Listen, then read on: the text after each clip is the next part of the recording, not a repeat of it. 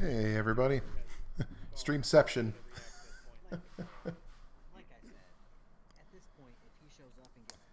Just giving everybody a chance to come in, letting KFAR and Brandon wrap it up.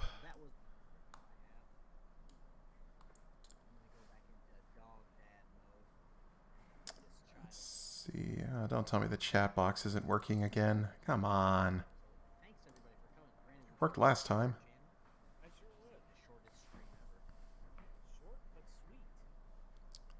How's everybody doing out tonight? Can everyone hear me?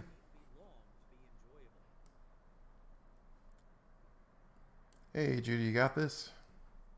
Terry Barnes, thank you for the facts. Simon H, Mr. L, Gamer88, Tracy Holbert, Idle8, Grandma Wolf, Kim Crawford, Charlie Welch, and Grendeless Rage. There we go. Now we got chat working. Good.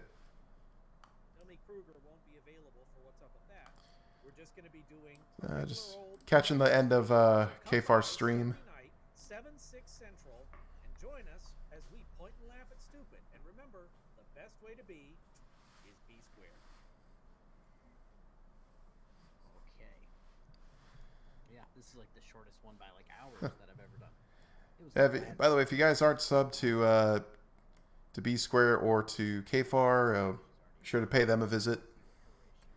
Just giving a little more time for everybody to get in. Thanks everyone who super chatted. Thanks everybody for watching me. To this day, I don't know why, but here we are. Yeah, all right. Actually, Tones just started his stream, so go over there and watch that. If you're not subscribed to him, go do that as well. Oh, thank you, KFAR. Subscribe to Blue Bear, Kick, Blue Bacon, Artie, Dog Detective. I'd probably Rosie the Bull. Oh. Yeah, just letting them wrap up. One of my subscribers, Rosie the Bull. Just checking to see a few things. Make sure I got all the videos ready. A week ago had 5 subscribers, so About a week ago? What now? about a week ago, yeah. But I've been trying to. What did I miss? What am I missing? Never mind. It's just a song. You're good. Oh, I don't know a thing about music, but yeah. A week ago she had 5. That joke flew over my head too. People on my channel have been able to triple that to 15, but like I always say, if we can show her some support, that would be awesome. So again, that's Rosie the Bull. Go give her a like and subscribe. Tell her KFAR and B Squared sent you. She'd appreciate it, and we'd appreciate it as well. Corrections 101 is over in Broken System, Broken Trust chat already. Dropping Josh is a bad dad. Anyway, I'm gonna go do things. Everybody have a good. I don't even know what day it is. Stay. It's Wednesday. I had to check too. Peace.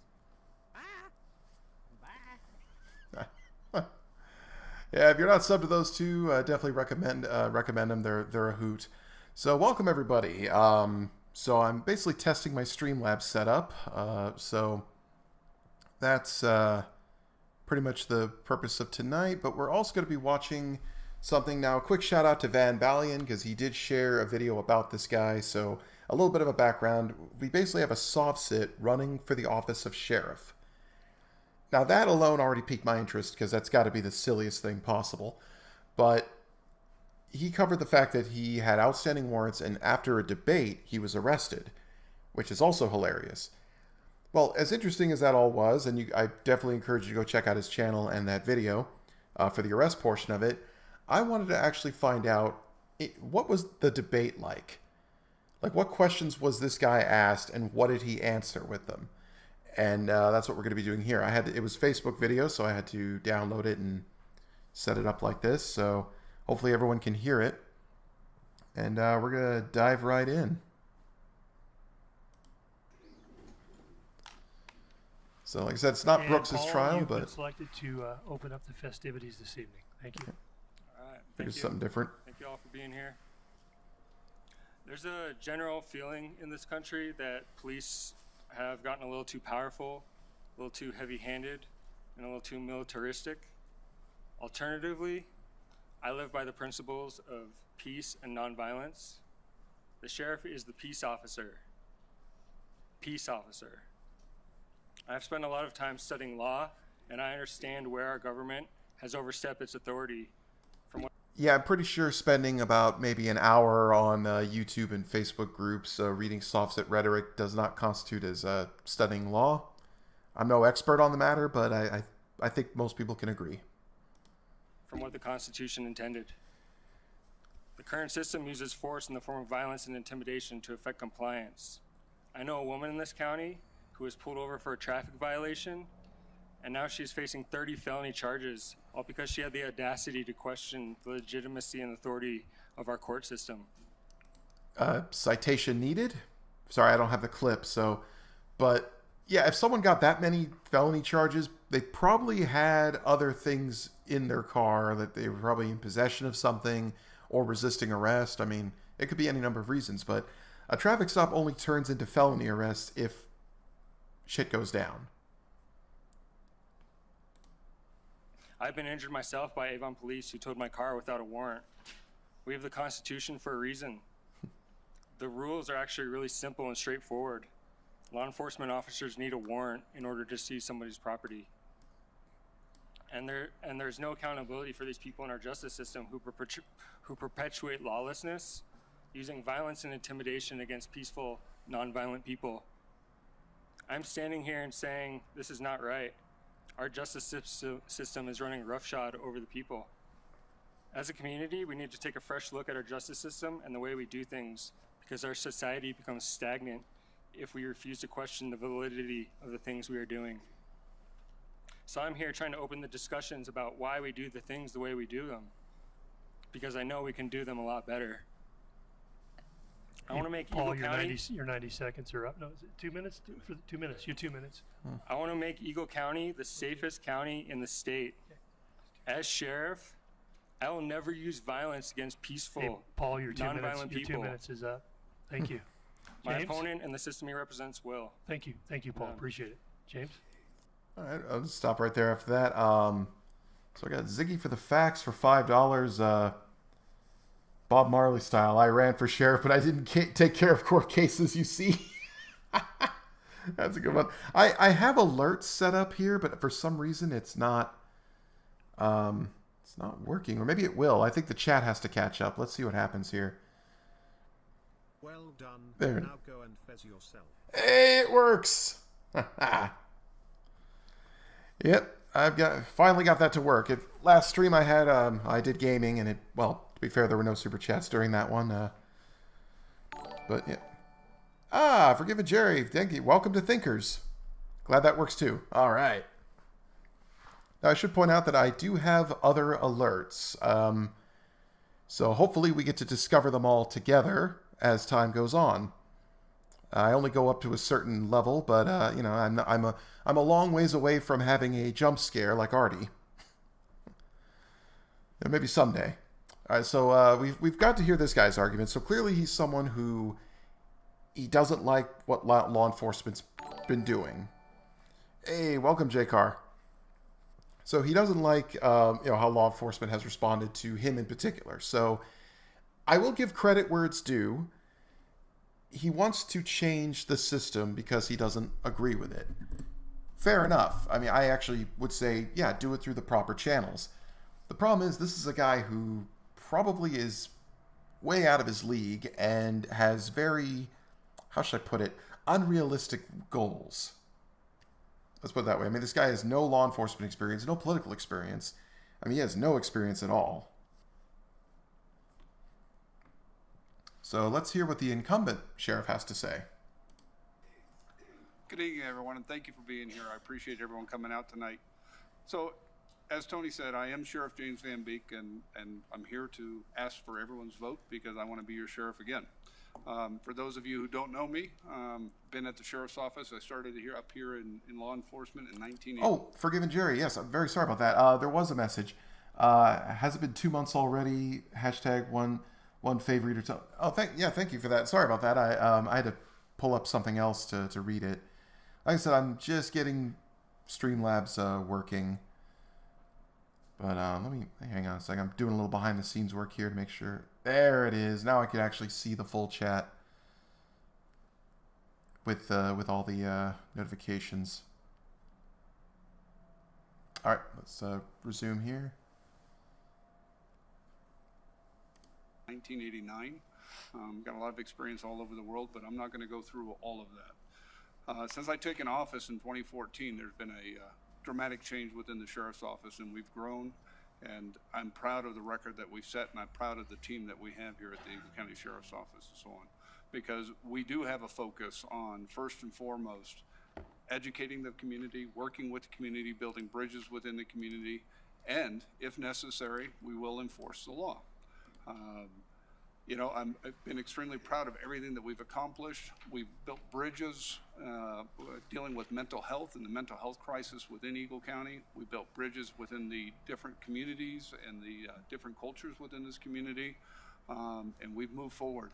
And we've actually set the tone, and quite often ahead of the state and other places and so on, where we actually we are the model for where a lot of the folks are looking for reform. So I'm here to have this conversation. I'm here to serve everybody, and I'm here to ask for your vote. Thank you. Thank you very much. Just so you know, when you see the yellow. Well, he got an ovation. Really quick, Judy, you got this. Gifted memberships don't show, neither do member messages. Oh, hold on. Let me. Where the? Yeah, I don't see that. But Judy, you got this. Did you gift memberships? God, hang on. I gotta figure this out. Like I said, this is more of a test bed for everything. Let me see here. Let me go back to what I've got.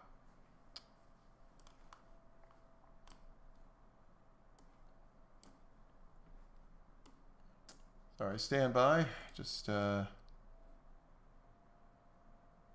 fixing or getting something here. Where is it? What I'm going to do is I'm going to pull up the stream on another window, but I'm going to have it paused and muted, but I will see the chat. So that way, if I miss anything on the Streamlabs screen, I will have it here. I have to pause it when it starts playing the audio too. 1 second. All right. Oh, yeah, you see what I've got going on here. Let me pull this back up. So let me go back to. So was there? Okay, so I'm looking to see. Oh, okay. So I just saw it now, Judy. Yeah, I just realized there haven't been any gifted. Okay, I wanted to make sure. I want to make sure I did not miss anything like that, because if someone does that, that'd be something. Hank's Corner. Welcome to Thinkers. All right. I appreciate it, by the way, guys. I mean, I as I've always said, I do this mostly for fun. You know, if I do make a little money off the side, that's a bonus. But it's more about, you know, connecting with everybody. In fact, I will be getting a little bit into the state of the channel. There is content I want to create that, you know, that I would actually like to, you know, like prioritize monetization of it. You know, but when it comes to calling out frauders and soft sits, you know, hey, if I'm shining a torch on what they do and getting public opinion in agreement that they're idiots, then you know, then I feel like that's the reward in itself. So so we already heard the opening statements from both of them. So the opening statement from the incumbent, I got to tell you, he probably does not have to. He probably doesn't have to. Oh, Hank's Corner is gifted a membership. All right. Thank you. At least we've tested it. It didn't give me an alert, but I saw it on the screen. Great. Thank you, Hank. Oh, yep. There we go. Abby Poland, welcome. So, as I said, the incumbent, this is a cakewalk for him. I mean, he's dealing with a guy who clearly has no chance of winning. He could phone it in, but he's actually taking it seriously. And, you know, hey, credit where it's due for that, because, you know, like I said, he could walk all over this guy and slack off and everything, but he's treating him like he's a legitimate opponent. So, you know, hats off to him for that one. So we'll get into the questions. I think they're gonna fumble a little bit with the procedure, like for timestamps and everything. I'll see if I can skip that. See the yellow card, that means you have 15 seconds left. So, a minute 30 to a minute. Yeah, I don't get that. I don't get 30. Stop. Thank you very much. James, we're going to start with you with Okay. question number 1. What is your philosophy on community policing? What can Eagle County residents expect from you and your office if you are reelected sheriff? I think they'll continue to see us grow. We've expanded dramatically since I've taken office and so on. One of the first things that I did was transparency, opening up communication. And that's tantamount to being able to Those are good connect things. with the community and the community connecting with us.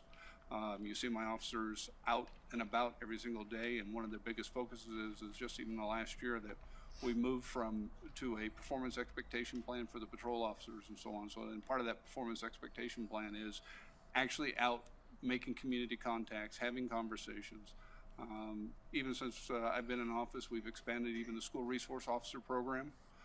We've added additional school resource officers inside the schools, again, building bridges. Sheriff's Office is participating, and I'm now the co-chair for the Law Enforcement Immigrant Alliance Group, which is also building bridges in the immigrant community. So it's very diverse already, and we're going to continue to expand on that one. We have people in command positions that speak multiple languages, understand multiple cultures, and we're continuing to grow and reach out. Thank you. Thank you. Can those folks in the back hear us? You having problems back there? See, Make a good answer. Like I said, this guy knows what he's doing. Paul will ask you the same question. What is your philosophy on community policing? Oh, here we And go. what can Eagle County residents expect from you and your office if elected sheriff? Well, crime is a community problem. It's not an individual problem. 90% of the people that are in jail have one or both of their parents missing. So we don't need more police. We need more education. And we Hey, need to KFR. help these people who have missing parents find meaning in their lives. And we do that is through rites of passages. Rites of passages are very powerful tools in bringing a sense of purpose to people's lives. Okay, I'm going to stop it here really quick because I did hear this answer originally. So far, I'm willing to say it. He's making a valid point that sometimes people who break the law do have troubled home lives or, difficult childhoods or pasts. Fair enough. And he says maybe trying to, do something with that. Fine. It's the stuff he starts to propose afterwards that's a little out there. One of the things about rites of passage is you get the victim and the perpetrator together in the same room, and you learn why and how they cross paths with each other. The orientation needs to go from punishment to healing. We need to understand the spiritual, mental, emotional, and physical aspects of these relationships in relationship to our environment and our community. And that's where he's lost me. So, and Royce, you hit it right on the head. He wants the sheriff to be a social worker. Yeah, it's first of all, the idea of getting the perpetrator and the victim together, it's in the same room. Yeah, I'm not sure what crimes he has in mind for that, because I can already tell you that's a bad idea. Do you really think they would have put Daryl Brooks and one of the people he hit in a room together to try to resolve their differences? No, I think the person would have probably resolved the arrangement of his face, as in it not being where it was. So, that sort of thing. So it's kind of nuts that for him to propose that idea, but like I said, he's got points in there. He's not your typical soft sit in terms of, IQ that starts with a decimal point. He's trying to make the effort, but as we're going to find out, yeah, he's completely off the rails. I'm sure there's a few people out there who would probably love to have this guy as sheriff. I could definitely think of someone, I don't know, some broken tooth, babbling twit that would like him. Just saying, KFAR probably knows who I'm talking about. Yeah, Rose, hug it out method of policing. Yeah, exactly. What planet is he on? Just by his voice, he's definitely a few brain cells shy of a, well, I don't know, I haven't come up with the rest of that yet. Thank you, Paul. You got we'll the stay whole with plot. you for question number 2. Sure. Colorado saw an almost 70% increase in fatal fentanyl overdoses from 2020 to 2021, with more than 900 deaths total last year. Sly Tendencies 87 for $5. Hey Tones, I found the channel a month ago. Glad to be here. Thank you for all your hard work. Any news on Amagansett Press yet? I was going to talk about that actually after the video, but honestly all I would be reporting is we have now entered the 4th week, or it's now been 4 weeks actually since he's posted anything. I figured if he was on timeout, it was going to end with the end of October, and in November he would post something. If he doesn't post anything this week, like I said, we're now more than 4 weeks in of nothing. So personally, if he never comes back, I'm not going to lose sleep over it.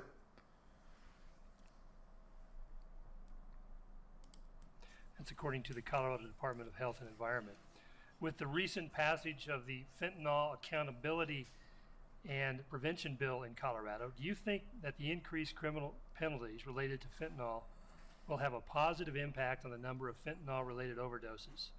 And what more can be done to reduce these fentanyl-related deaths? Well, I think by decriminalizing plant medicine, which is part of my platform, we can make plant medicine way more appealing than fentanyl. People can have safe access to these stuff. The thing about these drug laws is that they violate, I'm talking about especially about plant medicine, is they violate our unalienable rights, because being a creation of God and placed in nature, we have a right to have a direct relationship with nature without interference from government or corporations. Really quick, I hope I pronounced this right. Tickle Kitten for $4.99. Love the work and laughter, Senor Tones. Must step away for family, VR gaming, but I did my like to. Oh, thank you very much. I mean, thanks for coming by. Enjoy time with family, and I wish I could do VR gaming, but VR headsets for some reason cause me to get a little dizzy and a little bit of eye strain. But I've seen people do it. My dad does it. They have the time of their lives. So far with this guy, he's talking about, let's legalize plant medicine. So we're getting into the, I don't know, like maybe pseudo-hippie thing here. But yeah, exactly. See, Alan, plant medicine, aka weed. So he wants to decriminalize stuff. And I mean, I'll play out the rest of his stuff and then I'll share my thoughts on that really quick. And bear in mind, the question was about fentanyl. The illegality of these substances is not based on any scientific assessment of the relative risk of these substances. Rather, it has everything to do with who these drugs are associated with. The war on drugs began as a way for government to persecute and silence people associated with the anti-war and the civil rights movements in the 60s. And so... Citation needed? Yeah, decriminalizing these plant and fungi medicines, I think, is the way to go. Okay, so he wants to legalize basically weed and magic mushrooms. Now, I'm going to come out and say that, for instance, I'm in California. They've legalized marijuana. I got no problem with people who use it for medicinal purposes or even recreational. It's like what you do in your free time is your business. And like alcohol, just use it responsibly. Don't drive or operate machinery when you under the influence of it. Perfectly fine. The thing is, what he's asking for is completely decriminalizing it. He's probably also asking for deregulation of it. Because while we did legalize that stuff, we also regulate it. Like you can only get it from a reputable, or from someone who's licensed or allowed to grow it and sell it. In this guy's perfect world, you can grow and sell your own weed and mushrooms without any oversight or anything. Which, okay, in the first place, regulation is important because what happens if someone sells you a batch that's no good? Like I said, I don't do this stuff, but like any product, don't you want somebody overseeing it to make sure that it's good quality every time, that you get your money's worth? If you sell it from Ched down the street, no offense to anyone whose name is Ched, but the point is, like, if you buy it from someone down the street and they give you a bad one, it's like, well, where's their accountability? There's no regulation. There's nothing there. So this guy's asking, let's completely decriminalize it. Let's just make it legal, and that'll solve the fentanyl problem, I guess. I don't know. It's ridiculous. Hey, Miss Mandy. So let's hear what the incumbent sheriff has to say. Thank you, Paul. James, do you think the increased criminal penalties related to fentanyl will have a positive impact on the number of fentanyl-related overdoses, and what more can be done to reduce these fentanyl-related deaths? So the very first part you said, increasing or the decrease? Colorado saw an almost 70% increase in fatal fentanyl overdoses. I got that one, but when you were talking about the criminalization, say that again? With the recent, I'll start over. Colorado saw an almost 70% increase in the fatal fentanyl overdoses from 2020 to 2021, with more than 900 deaths total last year. That's according to the Colorado Department of Health. With the recent passage of the Fentanyl Accountability and Prevention Bill in Colorado, do you think that the increased criminal penalties related to fentanyl will have a positive impact on the number of fentanyl-related overdoses? I seem to understand that you said with the increased. I should point out, by the way, that question was difficult for me to even figure out. So whoever wrote these questions probably should have taken a second, because that sounded confusing too. Because, like, did they increase criminalization or did they decrease it? And that question doesn't really explain it. But I think the sheriff's going to try to make sure before he gives an answer. In the criminal penalties related to fentanyl, there was actually a decrease in the criminal penalties to fentanyl. Am I understanding that question correctly? The question is, the legislation they passed, will it have an impact that it will lower fentanyl deaths? No, actually, I actually believe it'll go the opposite way. Thank you. I'm just trying to clarify that because it wasn't making sense. I'm thinking that you're saying that they increased the penalties, and no, they did it exact opposite. No, myself and the County Sheriffs of Colorado, we did come out against the actual decreasing of it, and the state legislature still went ahead and passed it. We did manage to reduce. There was some compromise eventually reached where it was brought down to less than 1 gram. However, no, I don't believe it's going to benefit that. But it's not just the criminal aspect of it. It is a issue of supply and demand, and it's within the culture and the community and so on, because it's a very cheap drug to manufacture. Hey, Josh, really? It's a very dangerous drug. Eagle County itself, with the scratch and just small scratch we've done on the supply, is about 6.5 million pills of fentanyl since April of 2021, just here in Eagle County along I-70. 42% of those on average are actually going to be lethal doses for people. So, but no, it's not. It's not just going to be the going after the drug dealers. It actually has to go after the supply and the demand for that. So, thank you. All right, James, we'll stay with you. Good answer. Proposition 122 on this year's ballot would make psychedelic mushrooms legal in Colorado and allow licensed healing centers to give clients mushrooms in a supervised setting. Are you in support of this measure or against it, and why? I'm against the full legalization of it. There is some studies that are currently going on where there is some medicinal or potential medicinal purposes, especially for people dealing with PTSD and depression and so on, by removing some of the, and majority of those studies right now are by removing the psychotropic aspect of the psilocybin. And I'm Good idea. full encouragement of looking for the true benefits for that, because again, it goes back to the mental health and whatever we can do. But to just completely legalize it, no, because I believe we're going to see the same aspects as we see where there's safe centers for people to shoot up heroin and things along those lines throughout the state of Colorado and so on. And those areas just become cesspool and crime-infested areas. So no, I don't believe it's a good benefit. Okay, so that he kind of covered what I was talking about. It's like he doesn't quite approve of decriminalizing it, but if there are actual legitimate health benefits, he'd prefer it to be just focused primarily on that. Like, you know, and I agree. And yeah, J-Car, you're right. Very knowledgeable. This guy, he's the incumbent. He's been the sheriff this whole time. I mean, he's in an election to get reelected, and as I said, his opponent is a pushover.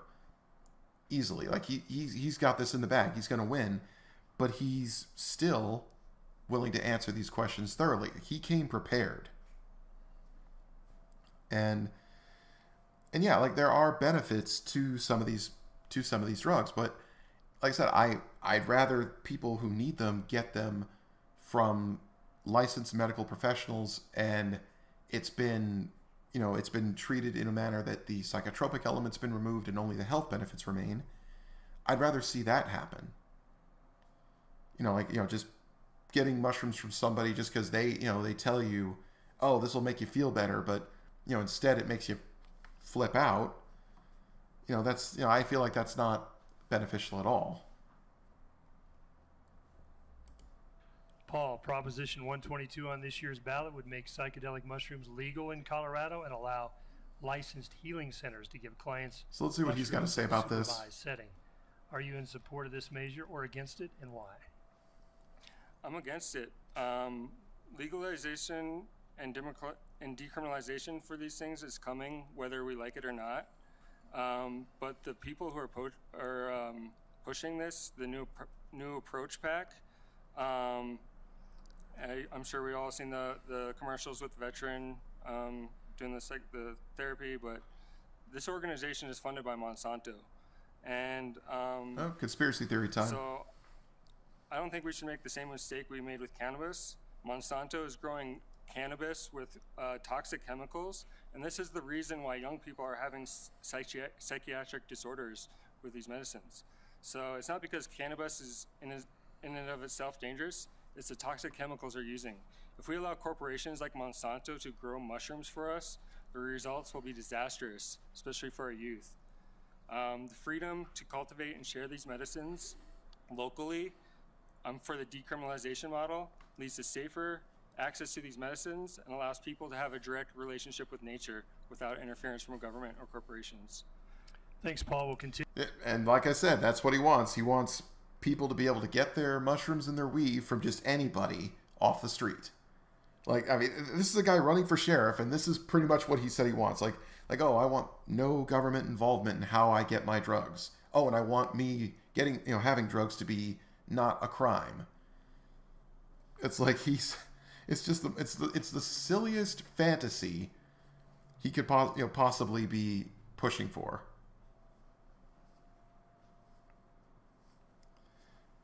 Yeah, it's like, Leland Squirrel's like, how would people die from something they've never done? It's like, see what they have history with, like people getting laced painkillers on the streets. Yeah, it's like I wouldn't trust someone on the corner, to sell me medicine. Like, no way. Yeah, Joshua Lee, I'm starting to think that having a man bun / ponytail is a prerequisite for being a soft sit. I mean, I have a soft sit video queued up for later. I got to give credit where it's due to Mark Baggett. He beat me to the punch, but I wanted to go back and look at good old Ernie Wayne Turtlegate. I don't know how to pronounce his name, but that guy, the soft sit mountain man, who's just, I don't know what he's done, but he did a lot of it. So that'll be our closing thing. So we're more than halfway through, but so far we can get the point of this guy's vision. But in the next couple of questions will actually surprise you. His answer. We'll continue with you with question number 4. The 1998 arson on Vail Mountain by the leftist Earth Liberation Front jarred this community and made international headlines. Colorado also has had its fair share of right-wing extremists, and in recent years there has been a sharp uptick in the numbers nationwide. A Washington Post analysis of data compiled by the Center for Strategic and International Studies shows domestic terrorism incidents have soared to new highs in the United States, driven chiefly by white supremacist, anti-Muslim, and anti-government extremists. Is extremist activity from the left or the right present in Eagle County today? And if so, how would you deal with it in your role as the sheriff? Okay, before he gives his answer, I've got to say it. I find it kind of hilarious that they're asking a sovereign citizen, his position on extremist or anti-government groups. As in, like they are opening the door wide for him on this one. Well, the Department of Homeland Security, the definition of terrorism is using violence to achieve a political gain. And so I think that includes our government too, including IRS agents, police officers who, seize our property, steal from us for victims. There he goes. So, there is a big problem with extremist people, especially the police in our county. And I'm a peaceful person, and I would never use peace or violence against the people of Eagle County. And I believe my opponent will. And I would like my opponent to make the same willing to commitment to non-violence that I am making. Okay, so his response to the concerns of extremist activity is to say the police, the government, the IRS. It's like, I'm sorry, but if you don't pay your taxes, you're going to get in trouble with the IRS. So that's a bit of a hint of him being one of those taxation is theft kind of people. It's like, oh God, it's like, it's just ridiculous to hear that answer. It's like he pretty much accused everything else of being extremists except for actual extremists. Yeah, forgive Jerry. How to use peace against someone? Yeah, it's like he's someone where what does he want law enforcement to do? Just sit on their hands and do nothing? Yeah, William Gilbert. What party is this man running under? I don't know. A Chuck E. Cheese party.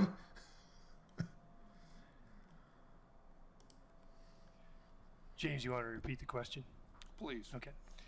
The 1998 arson on Vail Mountain. So let's hear what the incumbent sheriff has to say. Liberation Front jarred this community and made international headlines. Colorado also has its fair share of right-wing extremists, and in recent years, there has been a sharp uptick in numbers nationwide. A Washington Post analysis of the data compiled by the Center for Strategic and International Studies shows domestic terrorism incidents have soared to new highs in the United States, driven chiefly by white supremacists. Yeah, forgive it, Jerry. You're right. And he's trying to get a job that pays with taxes. Is extremist activity from the left or the right present in Eagle County today? And if so, how would you deal with it in your role as sheriff? I guess it depends on how you want to define extremists. There are people with very diverse views in Eagle County, and that's what makes us so very unique. And whether I agree or disagree with everybody's views, I still respect everybody's views about that one. We haven't had any kind of terrorist incidents per se, and been extremely blessed by that. We've had some very high, other than, when we go back to the Two Elks fire, and because I was there. I was actually the first investigator on scene at that one. But since really at that time, we're not seeing that, and I think part of that is what makes this community so unique is that we're able to reach out, reach across, have conversations and so on, and respect that people, listen, you have some extreme views that I don't agree with. Doesn't mean that you're a bad person. So, but to actually say making threats and true terrorist acts, or what I would define as a violent act against another group and so on, we don't normally see that. So I would say that I don't believe they're here. I would believe every place has a potential for that one, but I think we're in a really good position. Thank you. Yeah, Snafu the Great, you're right. Like this is in Colorado, so where the heck is DMA and his crew, It's like, why aren't they supporting this guy? I mean, he wants to basically neuter the police department. Well, the sheriff's department, sorry, I should be correct. Oh, sorry. Hit something there. We'll continue with you, James. In 2019, Colorado passed an extreme risk protection order law, more commonly known as the red flag law. The legislation was championed by State Representative Tom Sullivan, whose son was killed in the Aurora movie theater shooting. The statute allows law enforcement officers or private citizens to petition a county court to confiscate firearms temporarily from people who pose an imminent threat to themselves or others. Do you support the use of extreme protection orders? I still struggle with those because I came out against the red flag law originally.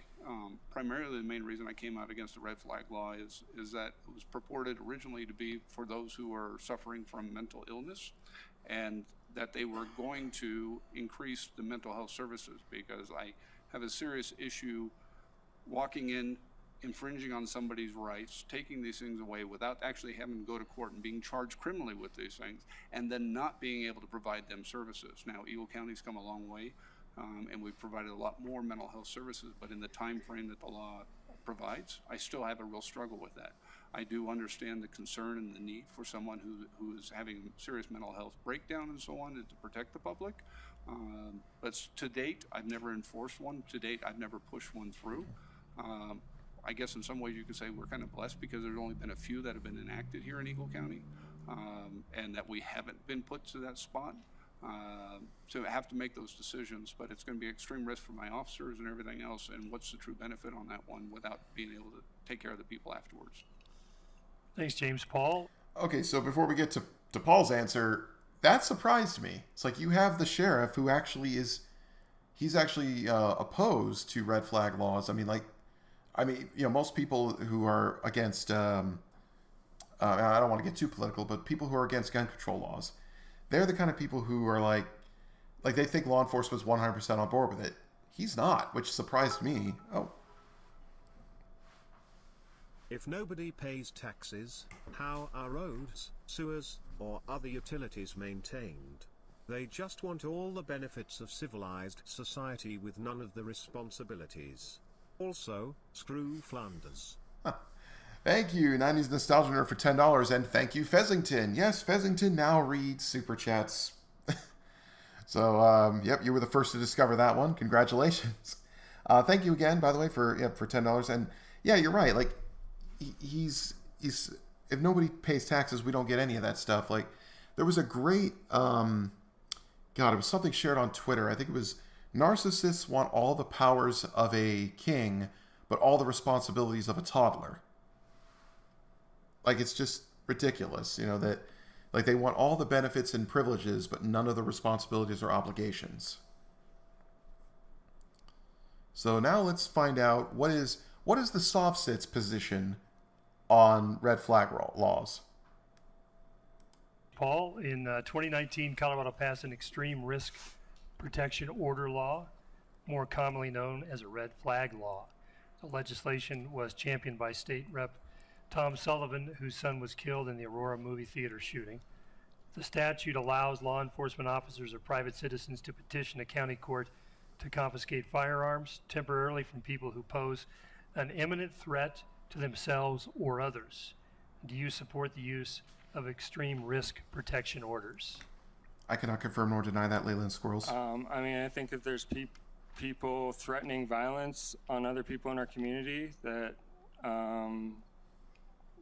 that we should do the things we can do to protect those people. If they're threatening violence on people, yeah, we could go in and take their guns, in my opinion.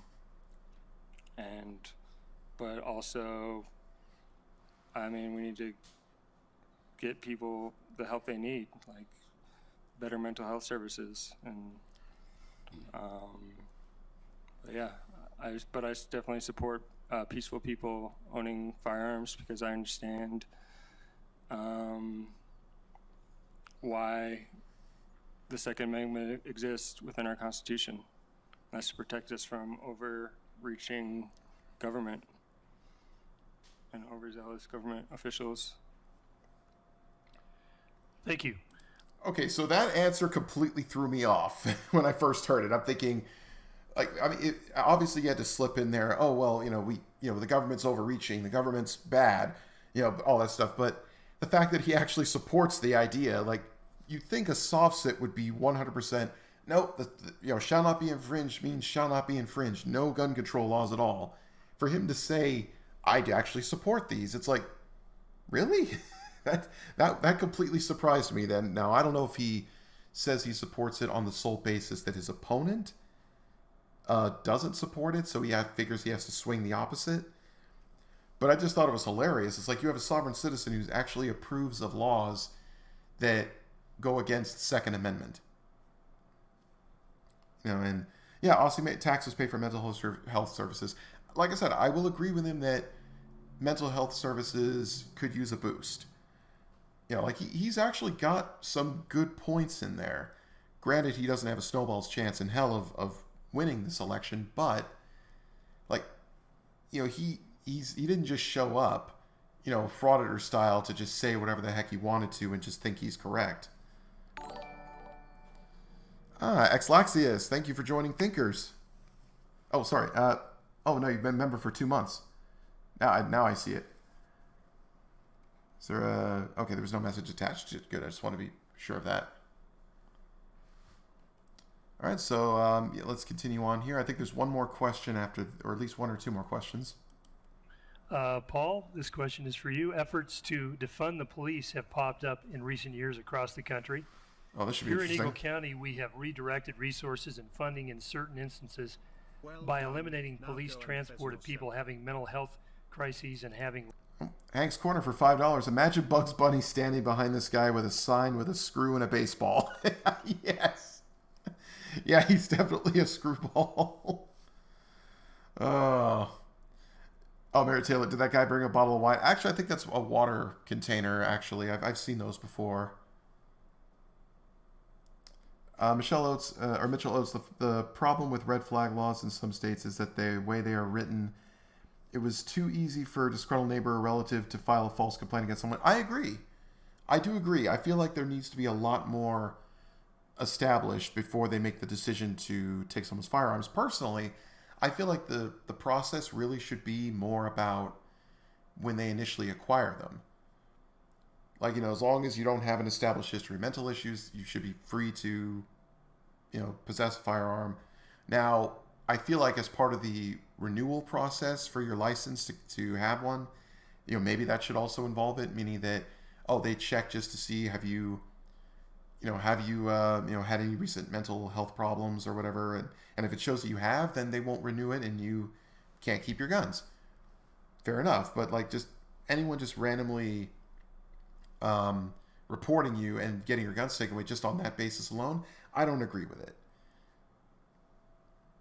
So yeah, I feel like filing a false complaint isn't enough. It still requires judicial review before a red flag can be acted upon. Yeah, it does get reviewed, but but at the same time, like, it just gets started way too. I just feel like that. I'm all for making sure the right people have firearms, but I feel like it's where they make that determination. I think it should be before they even obtain them. Hey, Blue Bear, welcome. And I think someone... Oh, Alan, what case? It's not a case, actually. This is a debate for the office of sheriff for Vale County. And one of the people running is a soft sit. So it's actually pretty hilarious. And having licensed behavioral health clinicians respond to 911 calls with officers. This is widely seen as a positive thing, despite the defund the police moniker often being met with suspicion by officers themselves. Could more be done here in Eagle County to shift funds away from traditional sheriff's department roles into places like Eagle Valley Behavioral Health? I think, if I'm sheriff, I don't want to defund my own department. Oh, jeez. We definitely need better tools for first responders. Okay, before we continue, I just got to point out, like, we have a soft sit who is not in favor of defunding the police. Like, after all of his talk of decriminalizing stuff, there's too much overreach, he doesn't support defunding the police. That completely blew my mind. I mean, you could express your opinion on whether or not police need to be defunded or not.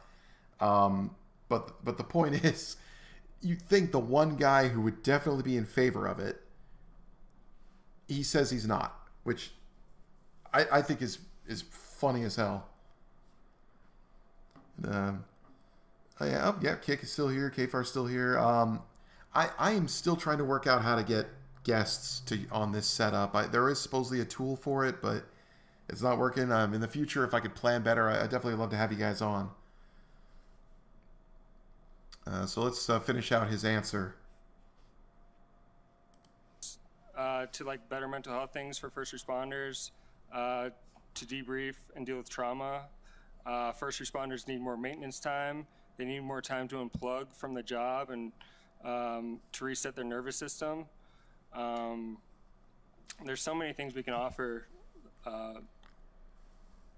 that would benefit the mental health of people in our community, whether they're first responders or inmates. And so,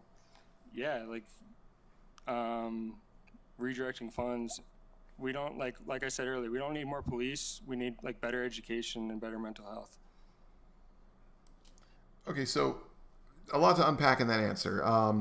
Really quick, Blue Bear, since I am the police, I'm going to say we need more funding, not less. Yeah, okay, I'll give my position.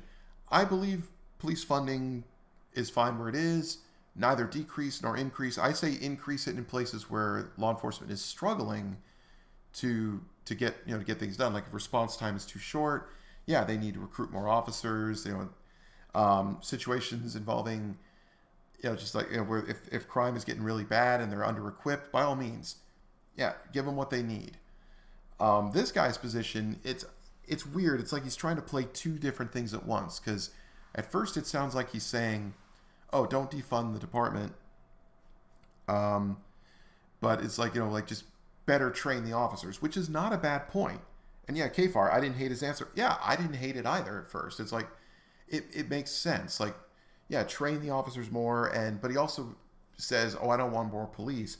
But he says, oh, give them more time to unplug. Well, for them to do that, you need to rotate more officers. So you actually need to hire more officers so that, if someone has to deal with a mental health crisis, they, aren't going to be dealing with the next one the next day if they've rotated out. If there's plenty of officers available to handle these, then as an officer, you will only encounter maybe one of these situations once in a while. Yeah, Logan Samet, there is no such thing as too short a response time. I agree. Like, having police available. Yeah, Blueberry, you're right. This guy's burning the candle at both ends. He wants it both ways. He says, oh, I don't want more police, but I want police to be available to do this stuff and better train. And I mean, the sheriff, the incumbent sheriff has his own answer on this. Both positions actually are. This is the one question where both of them actually gave decent answers. Well, although the incumbent sheriff gave one a little bit more intelligently, but yeah, the idea is when it comes to mental health issues, like, you want people who know what they're doing to respond to these. And I actually feel that I'd rather have either a well-trained police officer who knows how to deal with it, or a mental health professional who it's their entire job to deal with this. And yeah, Pat Dellinger, the sheriff has no control over the police department. You're right. So this is just about the sheriffs. Now, if they only have a sheriff in the county and they don't have, and they don't have local PDs, I don't know if some places are like that. Yeah, UGA Jeremy, if he wins, he'll just set up no crime hours every day so the cops can relax. Yeah, like I said, the guy is definitely overreaching a bit on what he wants in, the fantasy world he wants to live in. But yeah, it's just, he doesn't know how to go about it. Yeah, Dr. Nimrod, fewer police but more policing. Let's just have officers working 24/7. Yeah, that's a bad idea. I'm sure Blueberry and KFAR can attest that's not a good idea. So let's hear what the incumbent sheriff has to say. Thank you. Sheriff efforts to defund the police have popped up in recent years across the country. Here in Eagle County, we have redirected resources and funding. No, Ed 209, I do not support that. By eliminating police transport of people having mental health crises and having licensed behavioral health clinicians respond to 911 calls with officers. This is widely seen as a positive thing, despite the defund the police moniker often being met with suspicion by officers themselves. Oh, real quick, Blue Bear. Yeah, more equipment, more officers, better pay and benefits, more training for mental health issues, better mental health resources for the officers to utilize for themselves. Exactly. That's what I'm in favor of. I'm in favor of that. I do like what the sheriff has to say as well. That I'll just let him speak it, then I'll give my opinion after, just so we can keep moving forward. Could more be done here in Eagle County to shift funds away from traditional sheriff's department roles into places like Eagle Valley Behavioral Health? So first of all, just correction, it's sheriff's office. It's not a department because it's an elected office. Good point. So department implies that we're subordinate to another government organization, town manager, things along those lines. So we're elected, so it's office. So, but on that point, I will tell you that the sheriff's office and the police departments in this valley were the ones that championed this. We always sat there and said that we should not be the ones that should be transporting these folks. We didn't have the training. We didn't have the expertise for it. It needed medical. It was a medical issue. These are people dealing with mental health, and so we're the ones that championed it. The sheriff's office and the PDs and plus a bunch of other grassroots folks were the ones that were actually initially supporting the Hope Center coming in here as a co-response model. So it's not less of defunding the police, and certainly we're all in favor of this, because that is not. It was by default, jails became the dropping off point for where people with mental health issues at. And we were sitting there saying, we're not the ones, we're not equipped. I'm extremely proud to sit there and say that about 90% of the law enforcement officers out on the street and in the jail have now all been CIT trained, which is crisis intervention, so helping identify this and so on. So we're all in favor of mental health care outside of the sheriff's office, because that should not be our role. We're there to support and make sure that people get the care that they need. See, I love that answer. Like, he makes a good point. Like, it should, when it comes to dealing with people in a mental health crisis, transporting them, Like, it shouldn't be the police. They shouldn't be using the jails. It's like they should have mental health professionals whose job it is to do this. Now, do I think that if they're dealing with someone who may be prone to violence, that police should accompany them? By all means, like, have the protection needed. But if police, now he did say police were trained, or sorry, the sheriff, I need to say that deputies were trained recently, and that's good. I'm glad they have the knowledge. But it's not like that in all departments, or in all sheriff's offices either. Like, they don't always have this. So I think we could use both. Like, in some places, if you can afford to have more mental health professionals and proper medical facilities, great. If you can't, if you got to work with what you have, then train your officers and your sheriff's deputies to better handle this. You know, I think it go either way, but I do like his answer a little more. Yeah, and you're right. Yeah, Blueberry, like, the sheriff is dead on with his statement. Exactly. It's like they should not be the go-to people for this. So I think we're after this, we're going to get to closing statements, which will get to the funniest bit of this. Thank you, James. Do we have any questions from the audience? Yeah. Oh, and notice the incumbent is the only one who ever gets applause for what he says. It's like this offset has absolutely no community support. So, no. Oh, Blueberry. Yeah, crisis intervention training is offered, but when you are short-staffed, it is hard to send officers training. Yeah, I'll agree. If you don't have sufficient resources to get everyone on there, that could be a problem. So, like I said, I think there's a different answer for every location depending on the circumstances, but I would like to see that. I'd like to see people who know what they're doing be the ones who respond, whether it's better trained officers or professionals, either one. No one gave me a question from the audience for this race. Does anybody have a question they would like to ask? Oh, sorry, it's a little loud inside here. the lines on for the sheriff's candidates? I'll raise it up again once this is over. If not, I think we'll just go to closing state. Oh. Any opinions on the recent dog shooting incident? I know A dog shooting incident? The sheriff's office responded, and it was quite contentious in the community. Did enforcement action have to include a citation there, in your opinion, or I think this question ends up going nowhere. I think it's just someone expressing an opinion. issuing a citation to the dog sitter? Is that for both of us or just for me? Because Yeah, we're talking about John, something it's not a specific with it's the got to be a officer. question for. Oh, okay. Yeah. So, yeah, I mean, it is a question for both, really. Like, do you think that could have been handled without a citation? That sucks, Blueberry. I hope they can get you and your I think we'll guys still trained. go to candidate closing. Okay. Paul will open with you for closings. Okay, so this is a doozy. Okay. So yeah, I want to be a peace officer. I will never use violence against non-violent people in the county. A crime actually requires a victim and a perpetrator. The state is claiming to be injured by our actions, Oh boy. and it creates victimless crimes in order to force its perception of morality and to generate revenue. The sheriff's office is generating revenue off of traffic tickets. Everybody in this county is at risk of getting robbed by police and politicians for financial gain. And as sheriff, I will not participate in this violence against peaceful, non-violent people. Let's see if my opponent is willing to commit to the same. Oh boy. I was waiting for that answer. Like, yeah, non-violent victimless crimes. Like, this guy. Oh, I mean, that cost him the election because he says, "Oh, I will never use violence." It's like, well, then what good are you? I don't want you as my sheriff because, you know, what are you going to do when someone's committing a violent crime? You're not going to use violence in turn? Or the fact that he went the Darrell Brooks route, which was the, you know, crime requires a victim. It's like, oh, God. And then, of course, saying, oh, they're stealing from us for revenue. It's like I'm sorry. I've got to say it. Traffic laws exist. And I support traffic laws because I like driving the road knowing that other people are going to be less likely to drive like idiots.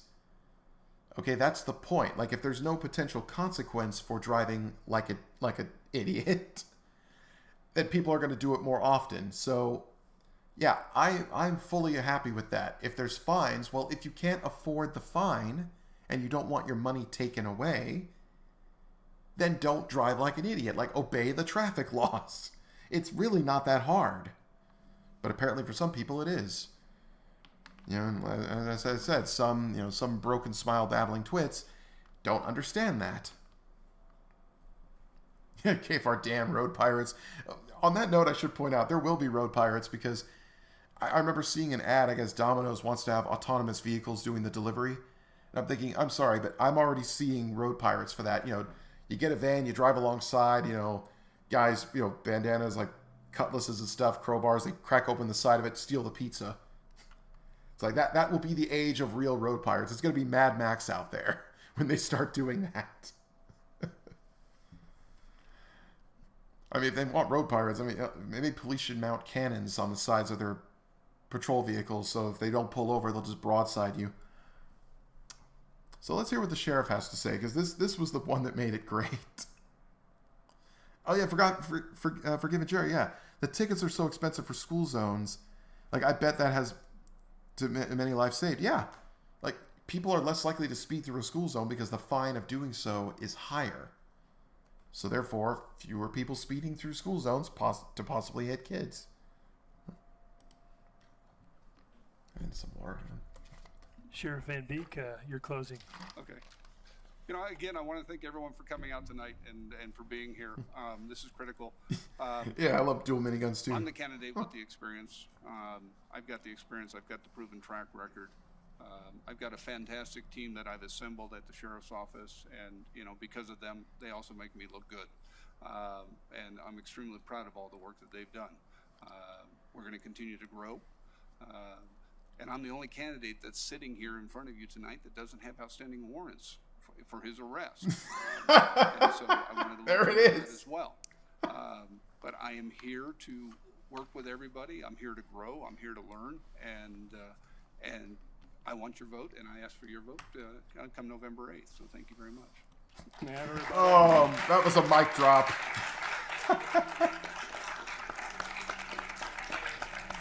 Can I have a rebuttal? Oh, Challenge flag? he wants a rebuttal. Challenge flag? No? No challenge flag? Yeah. No rebuttal? All right, so that's pretty much where it ends, but it's just that was a hell of a mic drop. He just flat out told everyone, yeah, that, you know, I'm the only one up here who doesn't have outstanding warrants, and he did. He got arrested shortly after this, and I love Van Balian did a video more on that, but in the news story, his statement was like, "Oh, it was retaliation because I'm running against him." It's like, no, you had warrants before you went to that debate. And of course he says, well, I've been at other events and they didn't arrest me then. It's like, okay, let's make this very clear. His warrants were failure to appear because he would get traffic tickets. He'd choose to go to trial, but then not show up. So he's deliberately thinking he could just do away with the situation by, you know, not paying the fine, just saying, well, I want to go to court, and then he just doesn't go to court, and then just washes his hands of it. And he was doing it multiple times. So a failure to appear warrant, it may be a warrant, but it's not a huge warrant. Like, they're not going to initiate a statewide manhunt to go look for you if you have a failure to appear warrant. Because let's be honest, if they had that, there's some dick cheese with red glasses I'm sure would have been picked up a long time ago. But yeah, they picked him up because the guy who's in charge of the sheriff's department was there. And he said, yeah, he's got outstanding warrants. I'm sure his deputies were nearby and said, well, if the guy walked out of here tonight and we didn't arrest him, you know, then the boss would probably be disappointed that we're not doing our job. So, yeah, that's why he got arrested. It's like, can we watch the arrest video? You know what? I'll pull up Van Balian's video of it. You know, like, it's because of him I found this. So, yeah, let's do that before we cover the Mountain Man. Oh, hang on.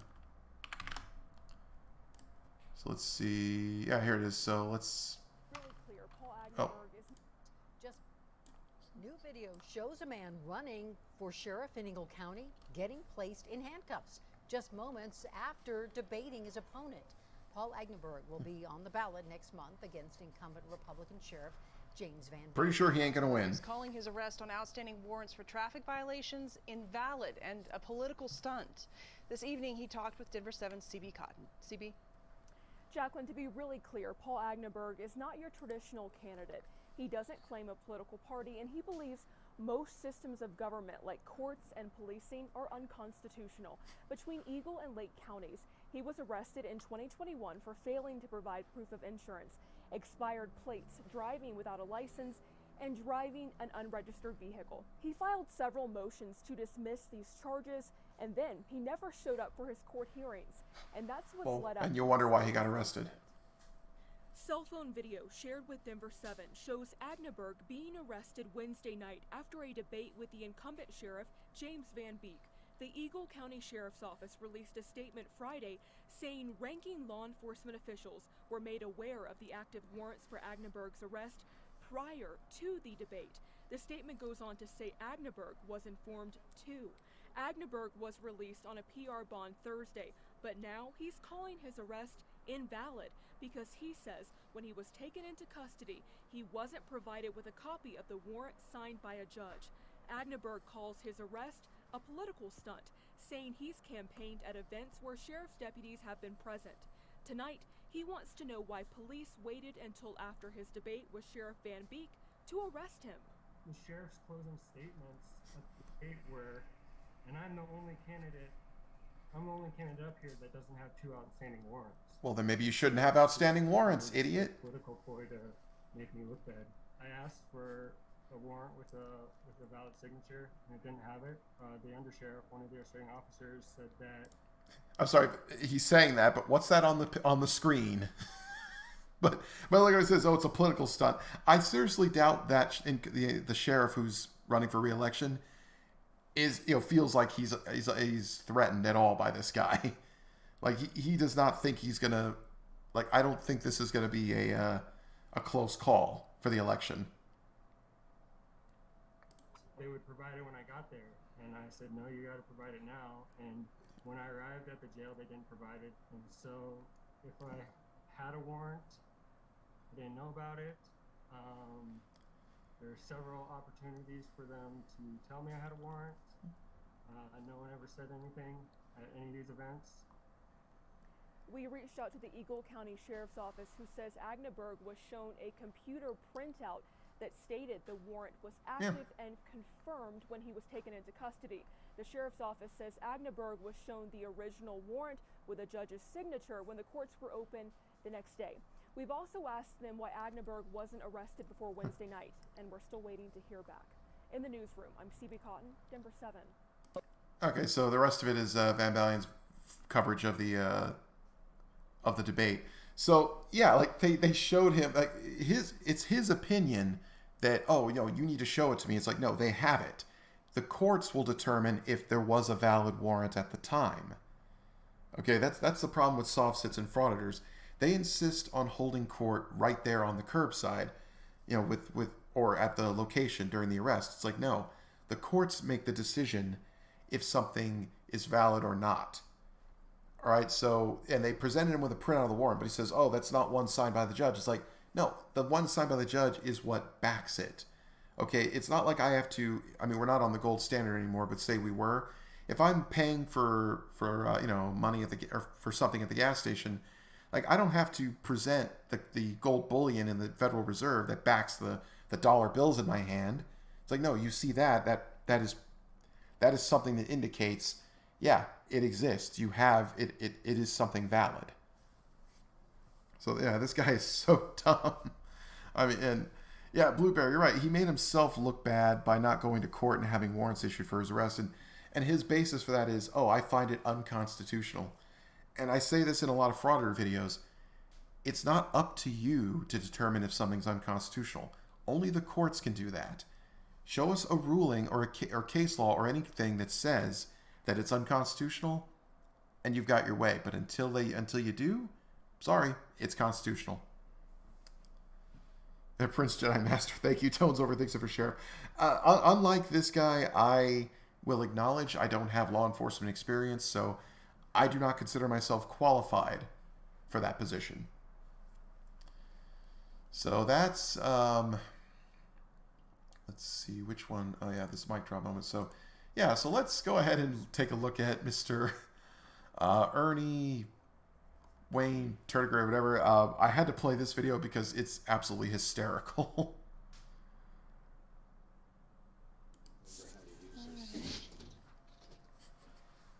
do you think? I'm not here on time and before. This is what I stand on. You're on time. He's literally standing on the shit. Oh god, it's just...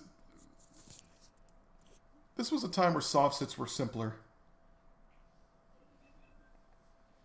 Film my standing. This is his standing. Like, he's taking it literal. It's so ridiculous. I'm trying to think what else. Okay, it's mostly just him in that hallway for like 10 minutes, but I was going to get to the courtroom stuff. That'll do. Just the basics. Well, he could have put that right side up, because I don't see how we're going to read that. Equity, law, and... Oh god, this person can't read. Where are you from? Come on. Don't worry about it. 20 maxims. And Time is not on my side. Okay, well... This is my standing. Okay? Ecclesiastical, equitus, dead center, and then Constitution. And we'll see if they defy and deny all three. This guy is from another planet. I mean, there's more of this where he's just standing on this stuff, but let's see if he opens the door again. Oh yeah, he's got a no trespass, no hunting sign. I have to play that. He's got a no trespassing sign hanging from him. It's like, what the hell?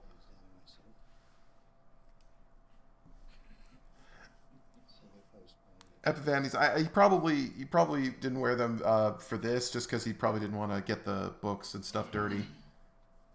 Can we see your sign, honey? God, who's encouraging this? No hunting or...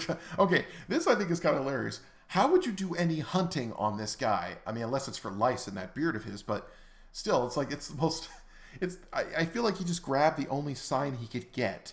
Like, they were out of regular no trespassing signs. It's like, this is just... It's like, what the hell is this? Like under penalty of the law, and then he had to add equity. So it's like, I'm sorry, but I don't think the sign's valid once he starts writing all over it. But even then, it's just so ridiculous. I don't know where this guy is now. I mean, I did hear a rumor that he passed away.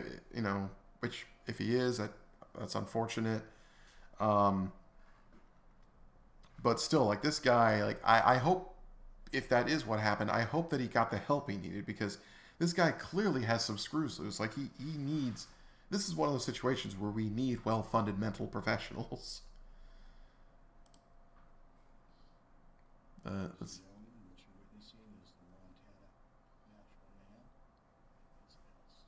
Montana National Man at his best. Jeez. So he's still... The last incident I had with her, she ordered him to do drive-bys. I was seeing sheriff deputies driving by my house. Okay, there's just some random talking. I don't think there's anything more. So that those who appear to be in official position and you would think be fiscally responsible are actually charged with being fiscally irresponsible, and in hidden and surreptitious means cause the dischargement of as much financial loss as they possibly... Okay, you know who his voice, you know whose voice this reminds me of? I feel like this is a voice that should be coming out of a horse with, oh god, what's the actor's name? Mr. Ed. I mean, I'm half expecting this guy to go, Wilbur. It's like just that deep tone. It's like, I can't unhear it now. God, I'm gonna be racking my brain trying to remember the actor from that show. He was the original voice of Scrooge McDuck. Something Allen. I don't know. It'll come to me at some point. That is called a spendthrift trust, and it is in Black's Fifth Law Dictionary, 1975 publication. I have researched it in depth. I think they've done a few additions after that, buddy. This municipality is a corporation. It's never been a lawful American town. Because as a part of Montana, which has been denied state standing as constitutionally recognized forever since day one, and was arisen as a corporation. Alan Young. Now I remember. Right up your alley. You got it. Just save the time and be nice. Montana could therefore only be corporate under the spendthrift. So there's never been any constitutional standing. There's never been ecclesiastical standing. There's never been even equity upheld. Everything is defied, denied, and defiled by this United States corporation and all of its elements. Yeah, you keep telling yourself that, buddy. Yeah, it's just pure ridiculousness. Like I end up getting zoning out listening to him because it's just so bizarre. Yeah, Blueberry. Yeah, Alan Lane was the voice of Mr. Ed. Yeah, he sounds like him now. It's like I'm not going to be able to unsee it now. I will see that horse with Alan Young next to him, just saying all that. Yeah, singing for the facts. Wilbur, your flag has gold fringes. Who can tell the living man what to do? It's like, God, that his voice. At which I've got the court or the trial next. Let's see. Does he ever open the door and talk to the judge? Or okay, it just opened. I got to hear what he says because he just repeats himself a lot. Games begin. Good morning. Good morning. How I are cannot you? approach a bar by your own ribs, so I'm as close as I can get. Okay. This is my standing. I stand on ecclesiastical platform with equity for the balance. I feel like he should have got a competency hearing. What is your jurisdiction? Are you a war court? I am not a war court, Mr. Trogate. I have jurisdiction by the state. No, you don't, because there's never You've been been a state. charged with... Stormy, there's never been a state. There's only been a corporation. Excuse me. Yep. Yep. Show me in history where there's been a Montana So, state. Mr. Trogate, I'm sorry, did you say show me in history where there's been a Montana state? I mean, who wants to Google it first? It's like, I'm pretty, if you're from Montana, I guess this must be news to you that you're not a state. Your jurisdiction is, I absolutely challenge his jurisdiction, and you are now required to cease and desist on the spot and go get evidence validity of it. No contract. I won't work with you because you are unconstitutional in a corporation that has never been a constitutionally recognized state. So will you let me finish? And I cannot cross this bar. That's fine. Will you let me finish? Speak away. Thank you. Just do, You were given a careful with your citation for terminology. driving while suspended and obstructing Driving a is peace a officer. commercial. Mr. Turtle. Oh, jeez. You don't know what you're saying because you don't know your own terminology. I'm you trying let to me save you finish? from yourself, Stormy. Work Mr. with me. Turtlegate. Oh, God. Walk away. You're sinking your own ship. Thank you. Naval, sinking your own ship, naval terminology. Information, there was no probable cause for the obstruction charge, so that will be dismissed. There was probable cause for the driving suspended. Do you wish to plead guilty or not guilty? Hey, Damian Paxton. A man who is not a bar member can plead. Do you not know your own So Black's I Law will enter Dictionary? a plea of not guilty. No. Would you like an attorney? If you enter anything, you will be impersonating me. Do you know what that'll get you? That's a $100,000 fine and 20 years federal, Stormy. It's in your own Blacksmith's Law So I Dictionary. will... Black's Law Dictionary isn't law. And appoint No attorney? lawyer. And Okay. it goes, if you're gonna do And this, you will go if you're from gonna there. do this, we're gonna go straight to a trial by a jury of my peers who Okay. comprehend these elements. Well, that's a short list. So watch your mail for your next court date, Mr. Turtlegate, okay? You have a good Oh, that's where that one ends. So we'll go to, let's see if I could find, here we go. So get rid of that. So this will be him in court. Mr. Riley refers to, ma'am. Represented by counsel. There we go. Um, But yeah, for those of you who don't, I mean, I'm sure everyone has seen this guy, but this guy is the proto Daryl Brooks. How funny that he's actually here in the corner. But yeah, like this was proto Daryl Brooks. Like Daryl Brooks was an amateur. Like when it came to the soft sit arguments in court, like he barely scratched the surface to what it's really, to the depths of where Ernie goes. Yeah, forgive Jerry. I'll take Ernie over Gutterman. Yeah, absolutely. I I hate that guy with a passion, honestly. Just I think it's how he conducts himself. He's very much a sociopath. I mean, or either a sociopath or a psychopath. I think he flips back and forth between them because he's someone who he has this calm delivery, but he's really just he just turns his nose up at people and is just so condescending. And in a strange way, like Ernie's kind of the same way. Like he's very confident in what he's saying, and he thinks that he's 100% right, and everyone else is wrong. Hey, Jason Heaton, member for 2 months. Keep it up. Thank you. All right, so let's get to this one. I'm just gonna let it run because it's pretty long. I must object. I am not the name that he is referring to. I am the living man. The name that Mr. Riley refers to, ma'am, is held by the state in all capital letters and is identified by the state on the state's driver's license, ma'am. I am not the all capital fiction. I am the living man whose mark is that of life. It is called a signature, and the nature of that sigil, ma'am, is the living person. It is never in all capital letters.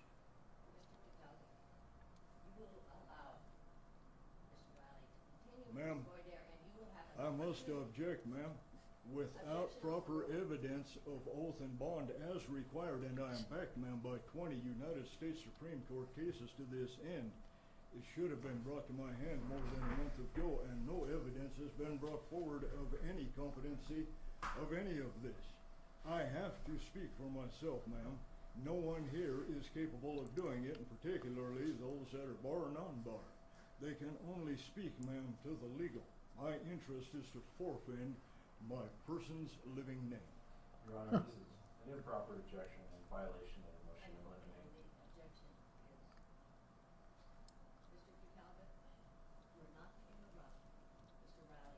Ma'am? Oh boy. Who can tell the living man in a commercial event such as this, who has the right to tell the living man when he can speak and when he cannot speak, what sounds he can make and what sounds he cannot make? Oh boy. He's really... law, ma'am. He is oh, here it comes. Great Britain. Great Britain? Ma'am, without oath and bond, contempt has already been established here. In face of all these witnesses, ma'am, where is... The judge is such a nice lady. Oath and bond, ma'am. Look. The requirement is right here, ma'am. It is through all ranks of the court, ma'am. I have done due diligence and due process, ma'am. Eye to eye. I faced those who would come against me. I communicated properly. I backed up my work. I backed up the research. It's nice and neat. And I have total failure. I have total incompetency of the court because there is no evidence of Mr. Riley's office, nor of yours, ma'am. Oh, jeez. This lady's here, nor even the fine police officers that are here today. I have nothing to work with now. Now I'm out here hanging over the abyss. I must make my own way. Yeah, Lemontard, he has lost his marbles. I mean, in first place, he has been shown all those things. Like, there is obviously authority of the court and the judge and the prosecutor and the police officer. He just doesn't want to accept it. I mean, that was kind of the nature of Brooks's mindset, probably. He thought, well, as long as I keep challenging and refusing to acknowledge the authority of the court, it'll just go away. I mean, when these guys challenge jurisdiction, what jurisdiction are they claiming is going to handle the case? I mean, do they think it's some fantasy court that will never show up to arrest and try them? And they think, okay, we're not the court to do this, so we're just going to let you go and let some other court handle it, and hopefully they'll catch up with you. It's like, yeah, Blueberry, he's going to find his way to a jail cell. Yeah, absolutely. And he does. He gets arrested a couple of times. Why? Please give me an honorable... no, this is the past. I don't know where he's been for a while. In an American courtroom. Why is title of nobility applied behind this oh God name that is recognized as being banned from our country in the 1789 Constitution? Is nobody going to stand for our Constitution? I cannot, ma'am, in honor of the Constitution of the United States, I cannot allow a man who carries British recognition for the purposes of British ministerial law to continue to persecute me. I cannot, ma'am. I have to honor the founders, ma'am. I honor the memory of those who fought and died that we could be free of this very type of thing. Oh. Stand up. If I stand up, I give you recognition. Please stand up. Stand up. He showed up, but him showing up means they gave him recognition. By the United States Constitution of 1789. Sir, you're a Bozeman native. What are you doing packing a British recognition? Should be ashamed of yourself. Gentlemen, this is an overthrow of the 1789 Constitution, an overthrow of the Bill of Rights. It is Yeah, he is so out there. The 26th United States Code, and above all, it is an overthrow of universal law. Would one of you remove my ball tie and return it to somebody in the crowd, please, so that it doesn't disappear from this place? We'll take care of that in a moment. Okay? Oh, see, you know, the judge is such a nice old lady. Even the bailiffs are nice. Duly appointed court representative, ma'am. He has made his way through everything. He will speak as my voice. Okay, so just to touch back on what he was talking about, he because the lawyer has the term Esquire at the end, he immediately points that as a title of British nobility. So therefore, you know, he is a subject of Great Britain. It's just like the mental gymnastics these guys do to make all this work in their heads could win a gold medal, I swear. It's just so ridiculous. So let's see if there's more. So that's him there. Then here we go.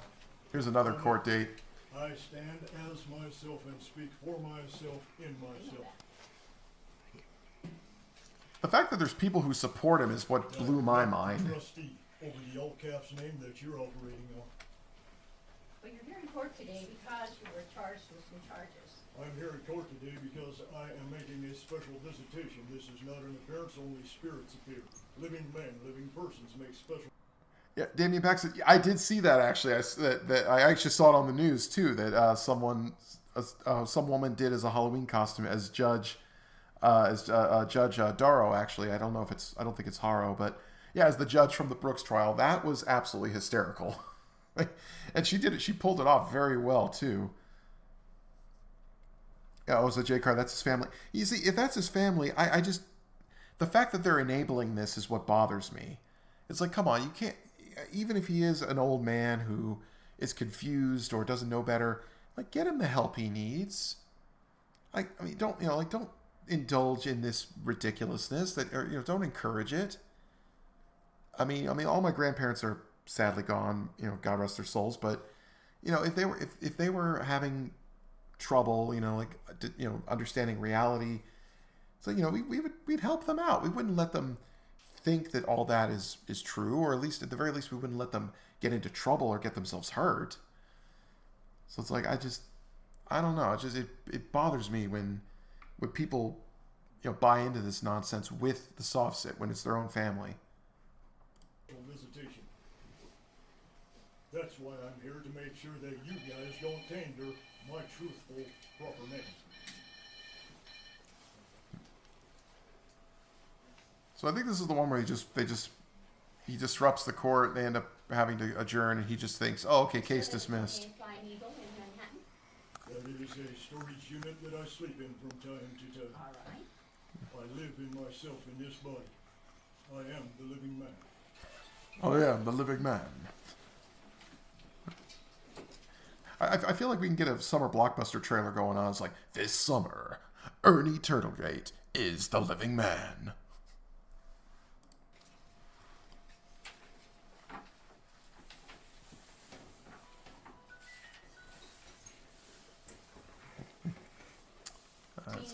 Oh, here we go. Mr. Putz. On 9/3 of 13. Hang on, I'm going to skip ahead a bit because there's... Overthrow of the Constitution of 1789, an overthrow of the Bill of Rights, and overthrow of my rights to forage for food as a natural living person who was in hunger. I was searching for something to put in my stomach, as I am recognized to be allowed to do by universal law, has nothing to do with your corporate fiction. Well, Artie's not here, so I don't know what he's talking about there. Okay, so here's the thing. He was charged because I guess he was fishing without a license, but he considers that to be foraging. It's like, it's kind of stupid, but the fact is, like, that's what all this is about. Like, all this trouble because he just refused to get a fishing license. And yet, ironically, he wears a sign that says no trespassing or hunting. Also, he says he sleeps in a storage unit. So I'm thinking, like, if that is his family, it's like, why are they letting him sleep in a storage unit? Like, so many questions about this guy. Yeah, J-Cart, this is the one. Like, he causes so much disruption. The judge leaves the room, and they just say the judge has abandoned ship, and they just leave, thinking it's dismissed. But he'll be back again. And I have that video. And furthermore, for your knowledge, they violated Judge Holly Brown's Title 26 United States Code ruling, which I went before her and prevailed on 21st March 2011. EPO 9-58A is the case number wherein she evidenced that I am not a taxpayer because I am not a federal citizen. Federal law trumps state law at every turn. I have 9 judge rulings to that end, and that trumps state law. I am not registered crap. I am the living man, and I have the right to forage for food when I'm hungry. All right. Can I just say I'm impressed with his mustache, the way it just extends. Ma'am, you can argue this all day long. You're operating on a corporate fiction. I'm telling you, you're here on some charges which were filed in Three Forks. I do not understand those charges. Number one, you keep interrupting me, and I'm going to charge you with contempt. And you'll Oh, here it comes. Contempt of court is spelled C-O-double-N. I know about conning. That's navigation. Sir, contempt is the storm. I said. Okay. Okay, so she says contempt, and so he says contempt is spelled C-O-double-N. It's C-O-N, but he says that's conning, that's navigation, and tempt is the storm. It's like, oh my god.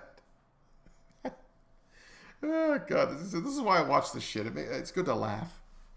It's just, what the hell? Quiet until I get Don't through touch me, reading you this. ain't a god. Don't you touch me. I am the living man protected by universal law. You keep stand talking, down. and you're going to be charged with contempt, and you're going to go to jail. You have already contempted this. It's like she's talking to a child. You are trying to get down here. These are the living witnesses to what you're trying to do. You are trying to create a fictitious, fraudulent action. You are trying to bilk the Federal Reserve by securitizing in all caps commercialized name and notifying them that they are standing in debt now. If you touch me, you will violate natural law. Do not come near me. I am Oh, please touch him. Do not tell me to shut up. I am the living natural man, and my voice will be heard. Okay, so I gotta stop it there with that meltdown. That is exactly what I talk about with Gutterman. Because notice all this time, the guy he talks in this slow, soft, like very reserved, tone. And then when he gets finally pushed, he just snaps. That's what I'm talking about. That's the kind of person that I think Amagansett Press is. Like, at some point, he is going to snap. Like this, The way it just screams. It's like they're not buying into your crap, buddy. Yeah, Blueberry. I think I've lost brain cells watching this. Probably, yeah, I'm sure we all have. But no, don't worry, it'll pay. There'll be payoff. That is the Jolly Roger. That thing you call the American flag with the gold fringe around it is the Jolly Roger. Oh, God. You are acting as one of his privateers. I forgot about this. You're here on the charge of arrest. I'm here by a special visitation. Right. And I'd never let you get away with this. You bet I'm here. To each charge could be up to a $500 fine, up to 6 months in jail.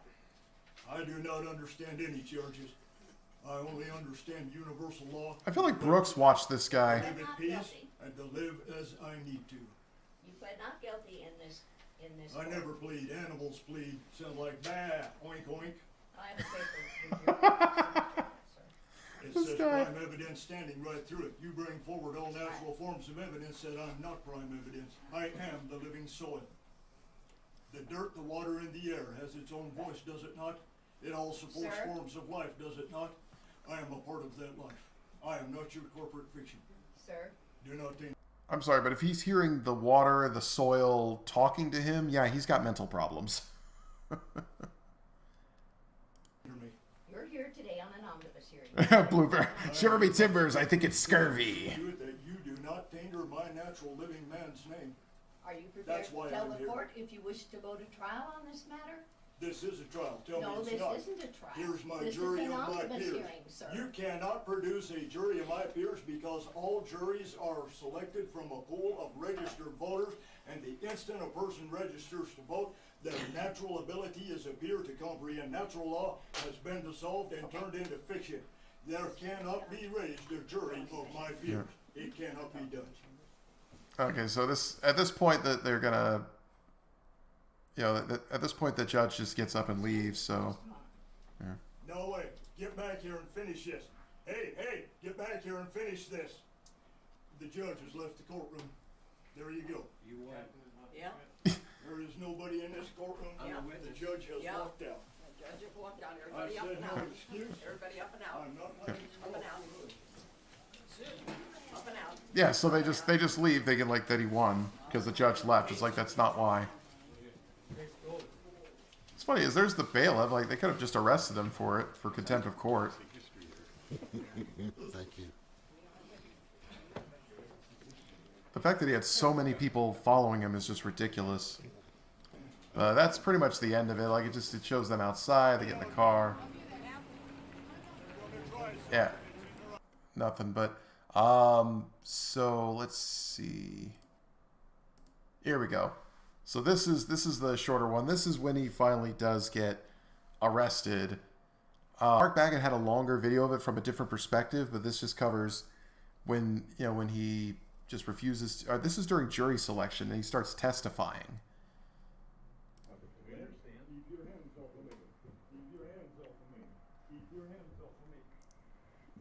Yep.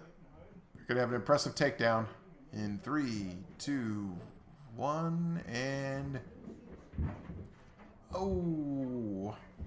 What are we doing? Back off. Heh. Leave me alone, this man. Leave me alone. Deserve this. Leave me unlawful, unconstitutional. I mean, he's really putting up a fight too, so it's like, damn. Why has no one been able to tell him what wrongs he's done? Why has no one been able to tell him what wrongs he's done? Back off! I think it's pretty obvious what he's doing wrong. I'm backing off, so respect me. Nobody's ever answered the jurisdictional issue. Listen, Under arrest. Stop it. You live here. this martial law. This is unconstitutional. Our freedom is being stolen. I mean, like I said, like, We're being ripped off this land. I'm sorry, this is slavery. I'm sorry, just I know I should be taking this more seriously, but it's just the ridiculousness of what's coming out of people's mouths. Like I said, this was classic soft sit stuff. I mean, we don't see much of it anymore these days. Maybe the Moors are still saying stuff like this, but it's just it's so out there. And like I said, Ernie's putting up one hell of a fight. I gotta be honest. It's like, I mean, he seemed like this, like I said, kindly confused old man, but it's like it's taken every ounce of this bailiff or this officer or sheriff, I can't tell what he is, like every ounce of him to secure this guy.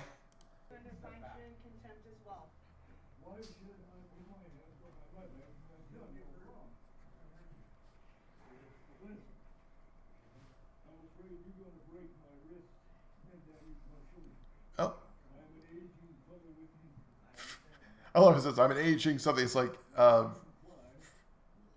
fighting, like, you know, fighting pretty good.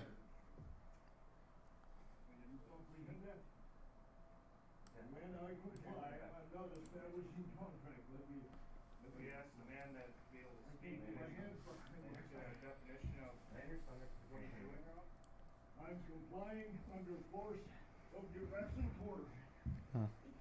Well, I guess a lot of good that no trespassing sign did him. Your Honor, can I ask a question without getting contempt of court? I just have a question. You can answer, pause. All right. I stand on a solid foundation being my Constitution and my Bible. Oh, jeez. Which I love. I love my country and I love my freedom. And I want to live freely and unencumbered. I want to preserve my Constitution. God, I wish I could get the violins going. My question is what did Ernie do wrong? What did he do wrong? He's not following the procedure in this. What are the procedures to follow? The Constitution. The court has no jurisdiction. This court has never answered for one thing.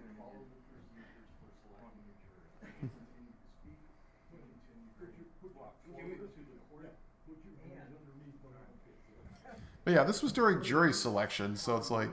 Of being civil in a civil society. Can we hold that officer as Remove my materials. All these people here. No, you don't. Listen, all these people remove my materials. Get my hat, my Constitution. You don't follow. You're not going back there or a step closer to the judge.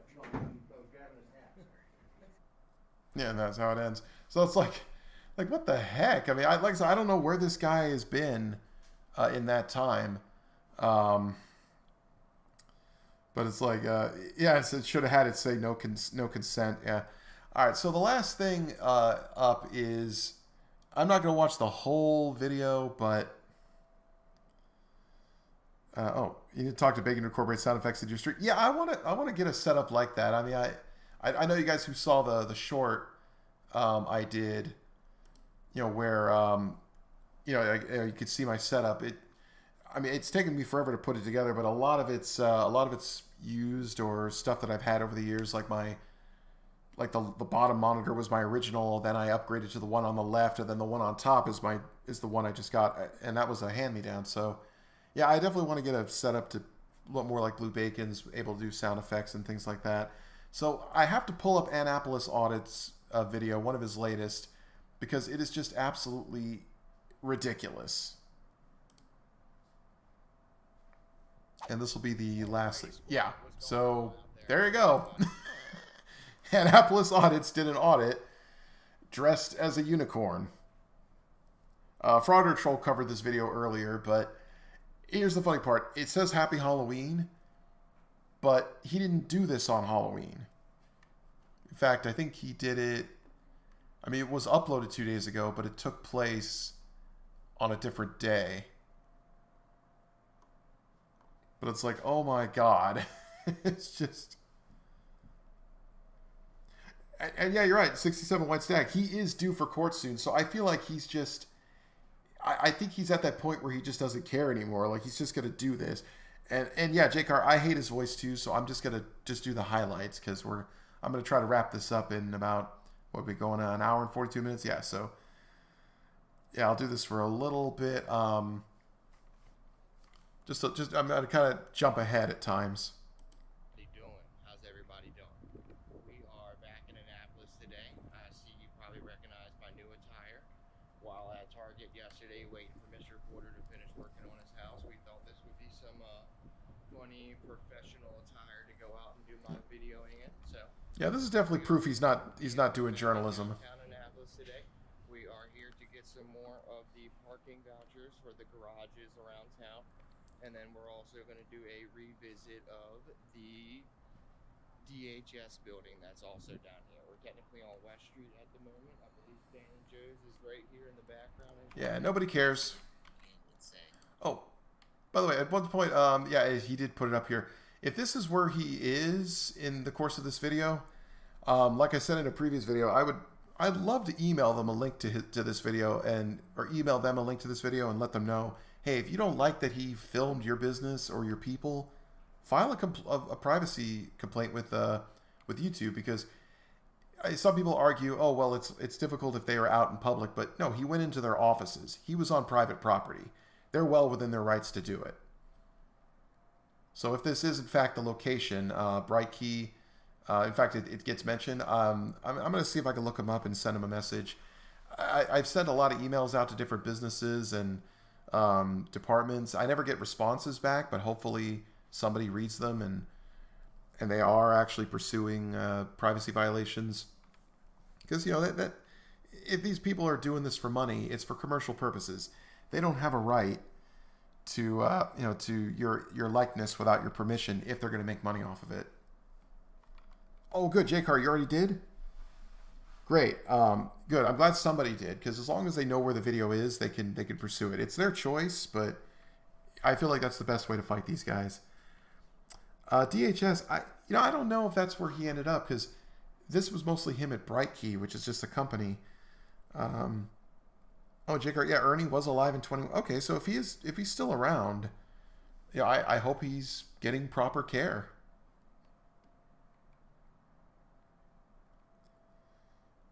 Yeah, let's go. Like, did you see what he did on Halloween? I think this is what we're looking at. Like, this was his Halloween video. But let me skip ahead. So, I love that he admits he's a dumbass. That's always good. So you said you didn't handle any government contracts or anything. When I went and did some research, you guys actually handle some of the largest government contracts there are. That was all. Yeah, I can't stand his voice. He sounds like he's either on the verge of tears or he's like has no idea what he's doing. Like he's lazy. He won't speak his words. Simply answer the question and I'd be gone.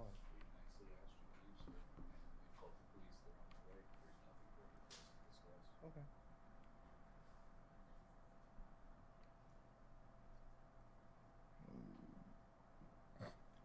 Oh God, that sound. Oh yeah, the taco video. I haven't seen that one yet. One I like. Yeah, I prefer Reese's peanut butter cups myself. No, I don't think so today. Also, my foot hit. Zero. Oh God, I don't want to hear him sing that stupid song. Oh, you can't hear him? What sucks is I think for some reason my camera died before I walked up here, so Better? I'll have to pull the dispatch call. Actually, Christo, I have a better question. Do you want to hear him? I'm not really quite sure what the issue is. Dave, what's up, brother? Hey, man, you It's remember Dave, me? right? That's right. Dave, man. what's going on, brother? Come on. How you doing, man? I remember everybody. What's going on, brother? Yeah, so... No.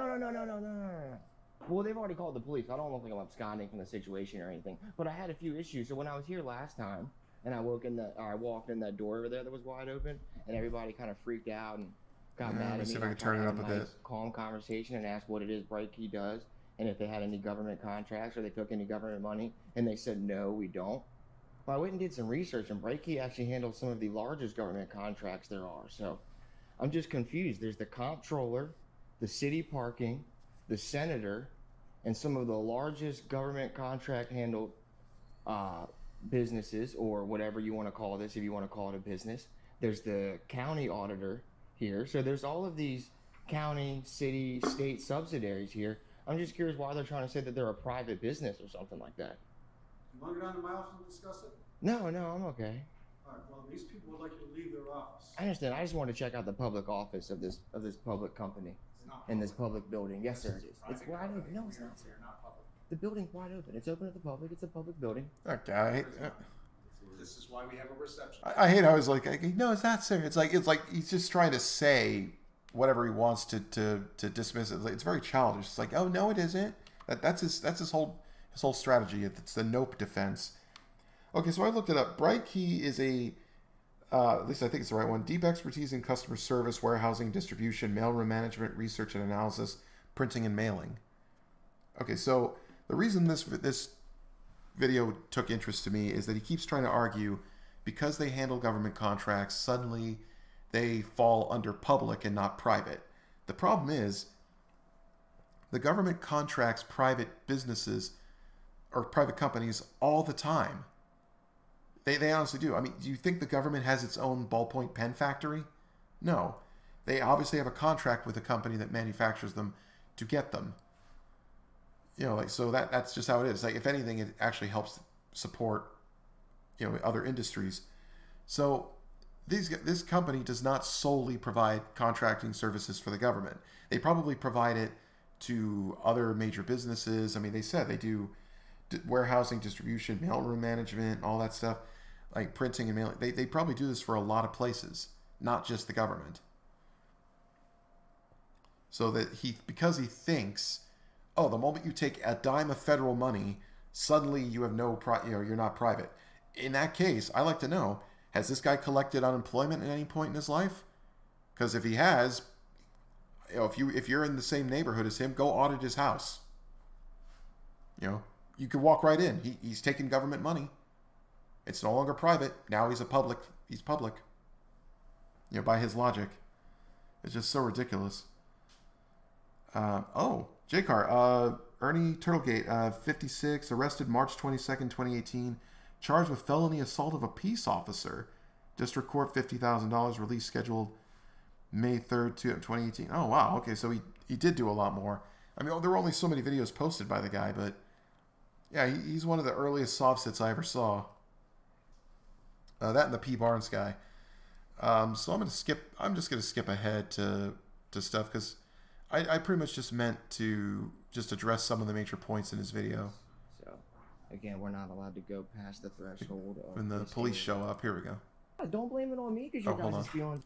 I got you. Okay, we're going to go ahead and close. Oh, We're okay. See, why? We're closing the building. No, you can't close the building. Oh no, it's before this. No. Sorry, hang on. I want to get to the part that mattered most. Bad call because I heard him go. He's in a unicorn costume. I don't know if it's Cruz Terrier who. She goes, a unicorn costume, and he's like, I swear. So y'all have a good one, man. I appreciate you guys. See, I don't agree. I don't agree with the police just letting him stay there for a bit. Like they should have pulled him out. Break key business. So again, we're not allowed to go past the threshold of this area right there where the tile is, and we can only check out this. Yeah, let him try to walk into a dead defense contractor.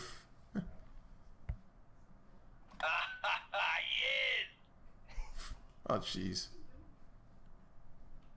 I'm just gathering some content for a story. Yeah, is there different candy pieces over here? May I have a different one of these candies, Mr. Tony? We've asked you to leave. You're No candy for you. Please. Nice. But I even came in a costume. Okay. I love the fact that he captioned that. It's like, do you really think that leaving that in makes you look good? Like, how does that help you? Like, this guy is so, oh God, I mean, he's just so gone. It's ridiculous, but I had to find that. It's like they said, who cares if you're in costume? It's like you're in their private offices. I mean, and this is a well, I wouldn't say grown man. He's in his 20s. But still, it's like, You just had 6 adults throw a temper tantrum about having their photo taken, and I'm the weirdo? You're in a unicorn costume in a private office. You're a weirdo.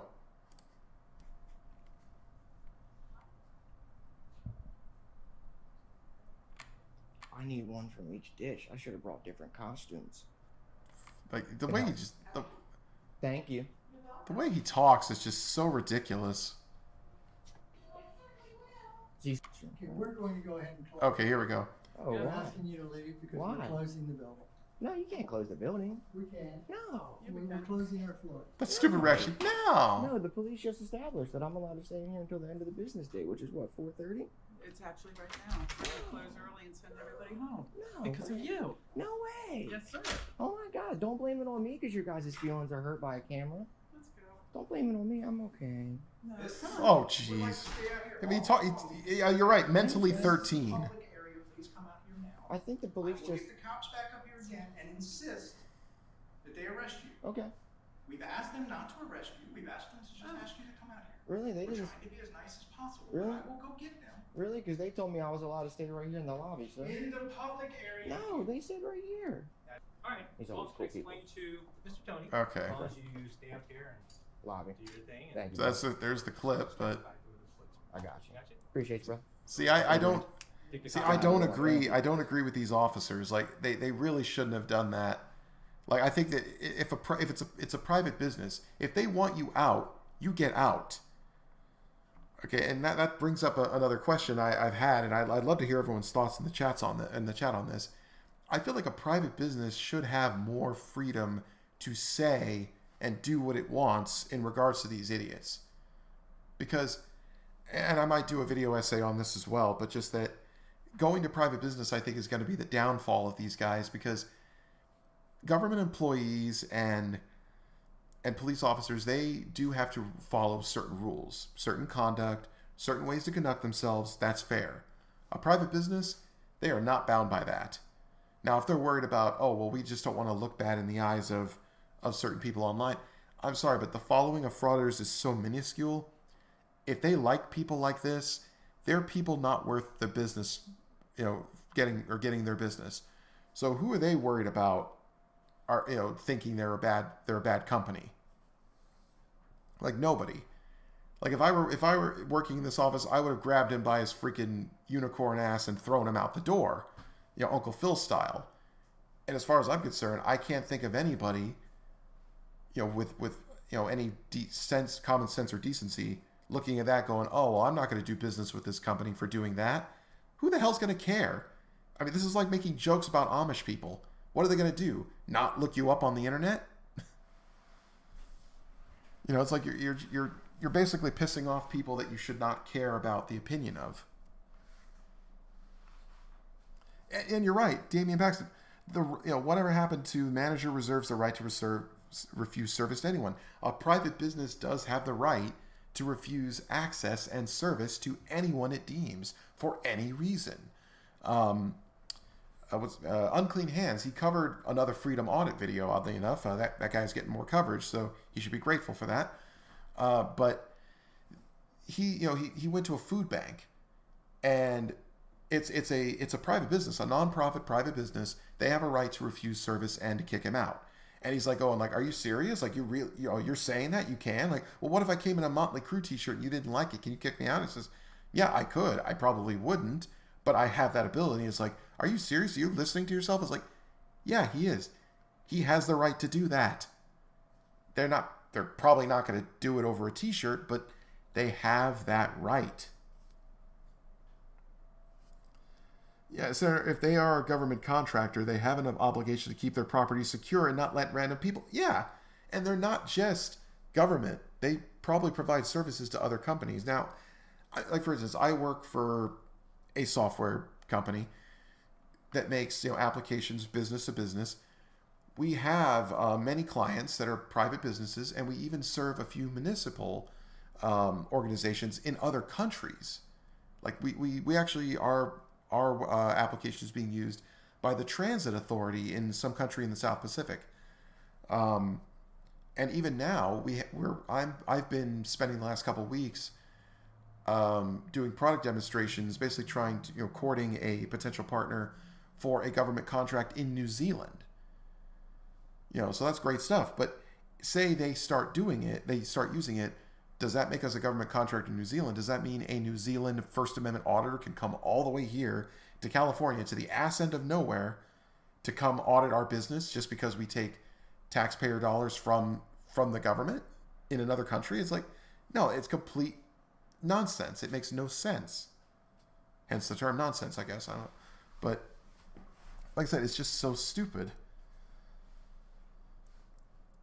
Yeah, Mr.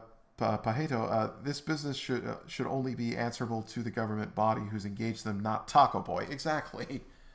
It's like, who the hell is he to do this? It's just so stupid. See, I rage over frauders. That's probably why I'll get into it later, but yeah, I'll explain a bit why it's getting difficult to do all frauder videos. We are closing our offices. Okay, I understand. But you take tax dollars to be open until 4:30, correct, sir? Nope. Alright. Now you're gonna be arrested. It's unfortunate. I know.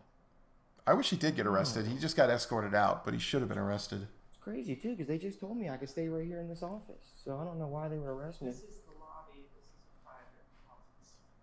The cops just established that. Odin, in regards to what? Because we got many laws here in California. We don't appreciate it if you go, but clearly... I just wanted another piece of candy and I'd be gone. I just wanted one of those other pieces of candy. You're not part of this company. What a whiner. Why would you think that you get candy when you're not part of our company? Well, because you have it out on the desk for the company or for the public to take. That's for us. We walk around here with this all the time. Okay. Well, I was just And hoping. meal services. I was just because hoping the maybe you would be nice. postman provides a service to us. I got you. I was just hoping maybe you would be nice and bless me with one.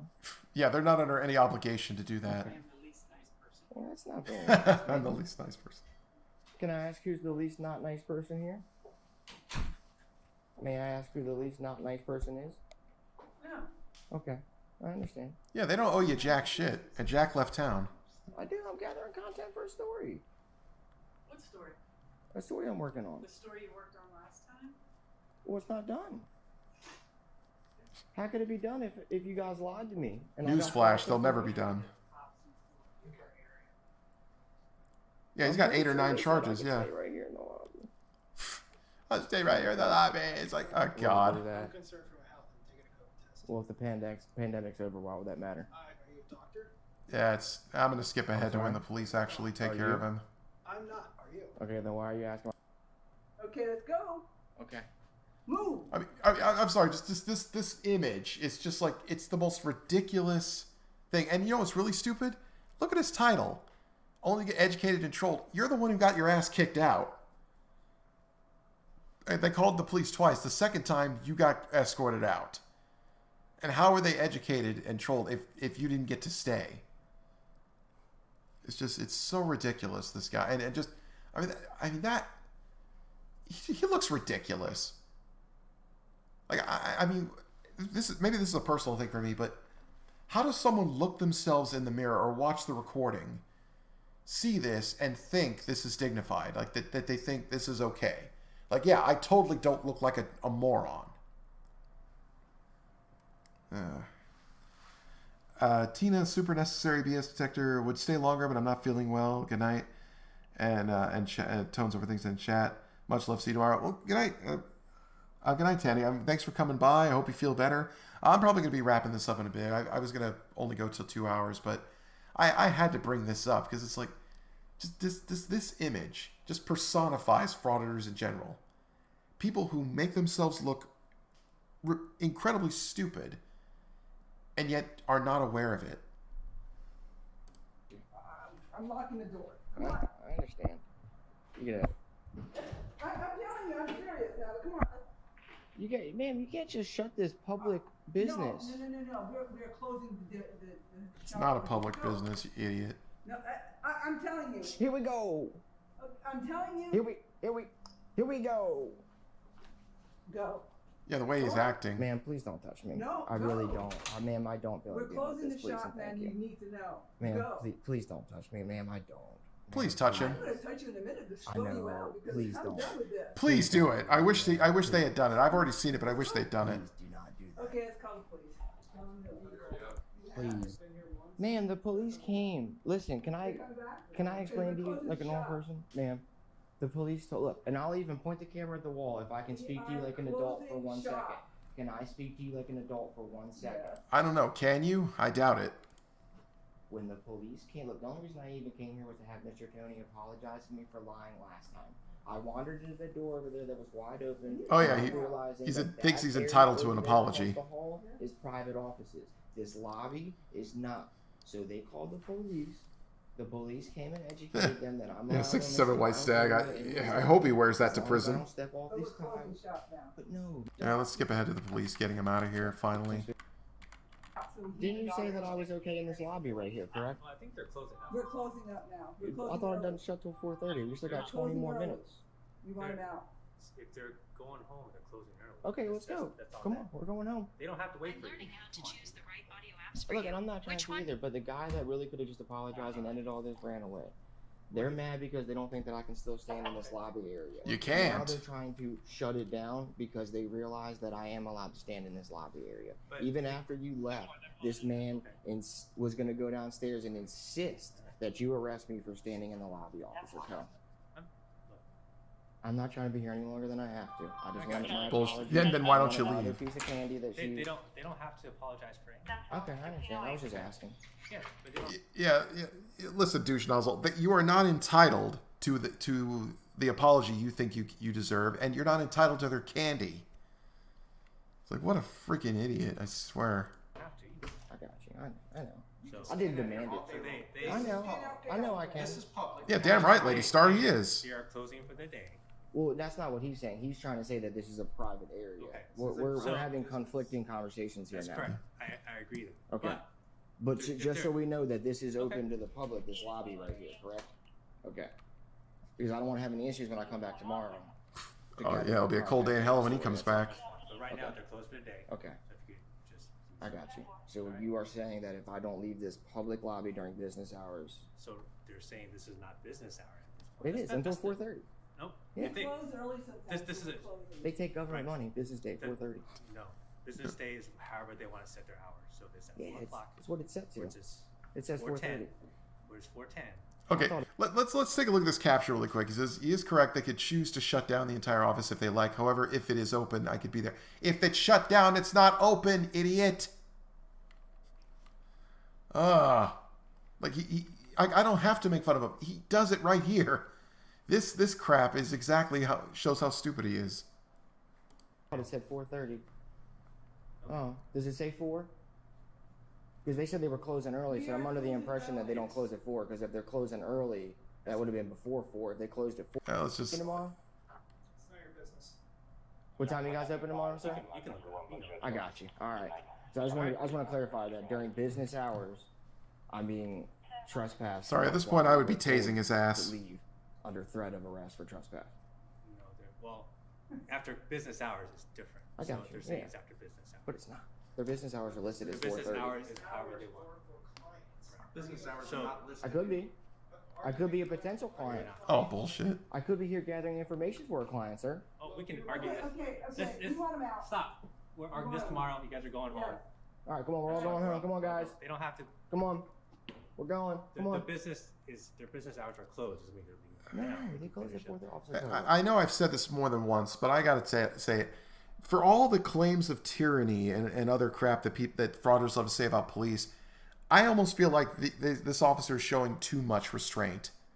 It's like, I am serious. Like this guy could have manhandled him and dragged his ass out that door 10 minutes ago, and I don't think anyone would consider that unnecessary force. Like I feel like I don't know what it is. They where is this excessive force that frauditors say police are using? Where is it? Because I certainly don't see it. I see them giving them a freaking mile and a half, instead of an inch. Yeah, Robert Riley. It's like I don't want to criticize the cop, but do something about this. A private business has made it clear, has asked you to remove someone who is trespassing on their property. It's your job to do that. Take them out. It's just God, it's like this is why it's becoming more and more difficult for me to do this. All right, let's wrap this up. I'm not trying to do this any harder than it needs to be. They'll close it. Bullshit, you are. We're having issues. This gentleman seems to think that this is private. Okay. She seems to think that they close in 20 minutes, but they can close. And they're all correct. They seem to think that they close at 4 o'clock, which is 10 minutes ago. Right. Nobody knows what's going on, and all I really wanted was an apology. Okay. Well, but like I said, they don't have to give one to you. I know, I understand. So regardless. But they also can't just change business hours. Yeah, they can. It's not a private business. It is a private business, you dickhead. Building of a public business. How about this? Let's argue out there. We'll look it up. If you're right, you're right. Well, why can't we look it up right here? Well, because they want to close up shop and leave. Okay, well, come on, let's leave. You guys No, get your bags not- while we not- look it up. Not you. Come on. Come on. Well, if you don't go out this door, what's Come the on. issue then? Come Go out on, the back okay. door. We gotta lock it when We'll see you. We'll see you. All right, what time you guys open tomorrow? 10. 8:30? 8:30? 8 o'clock? What is it? 8:30. Okay, I'll be here bright and early, 8:30, guys. All right, I'll see you guys. If he shows up dressed Can I get a as different costume? Yes, please. I'm sorry, but if he shows up dressed as an animal, I hope somebody shoots him and just says, "Well, I'm sorry, I thought there was a wild animal on the property." I mean, it certainly had less intelligence. All right.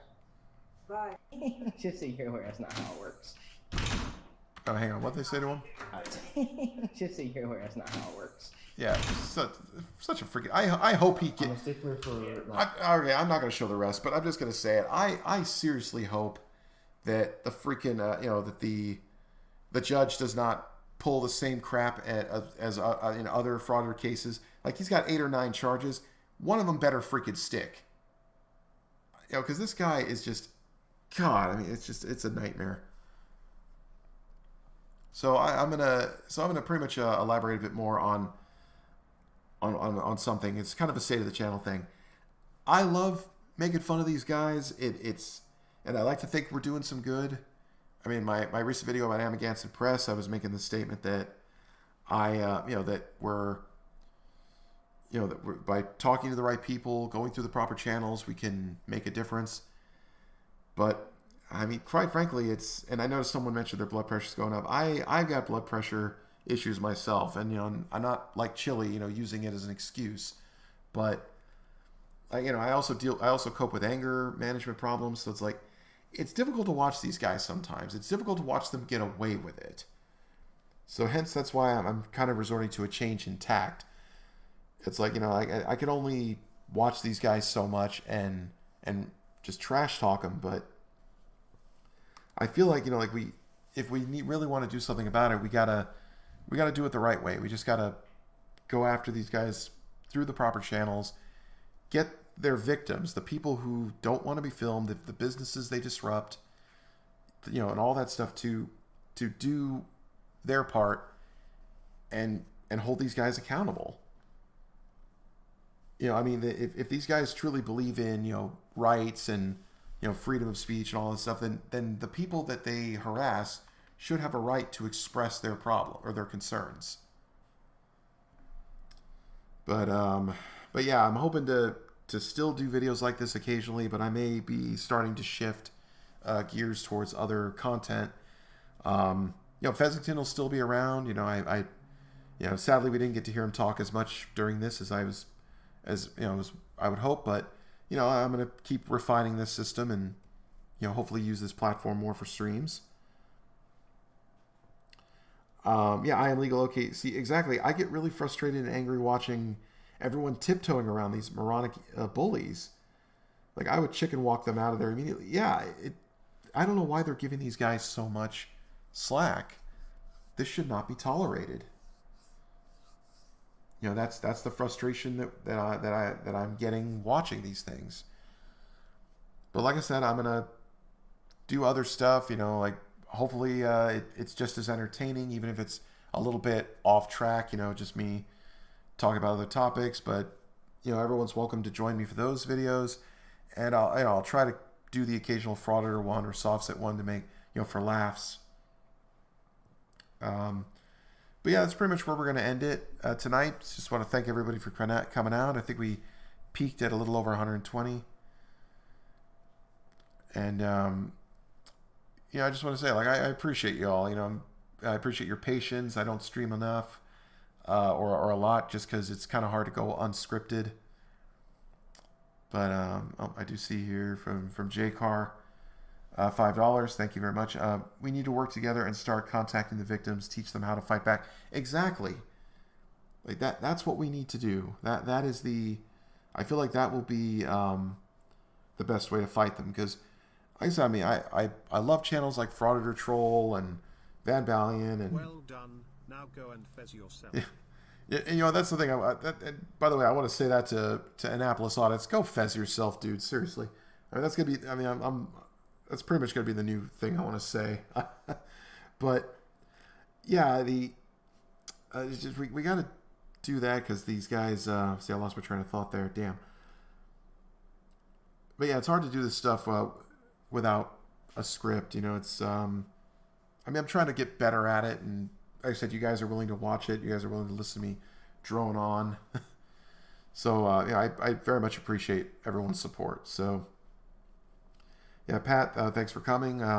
This was fun. Yeah, I'm glad you enjoyed it. Hopefully I could do more. I gotta, what is it now? It's like 8:45 my time. I gotta probably get something to eat. And I don't know, this guy exercised his First Amendment right. I'm gonna go exercise the 21st. So yeah, if they can't make money, they will stop. I hope so too. So thanks again for watching, everybody. Take care. Be well. Stay safe.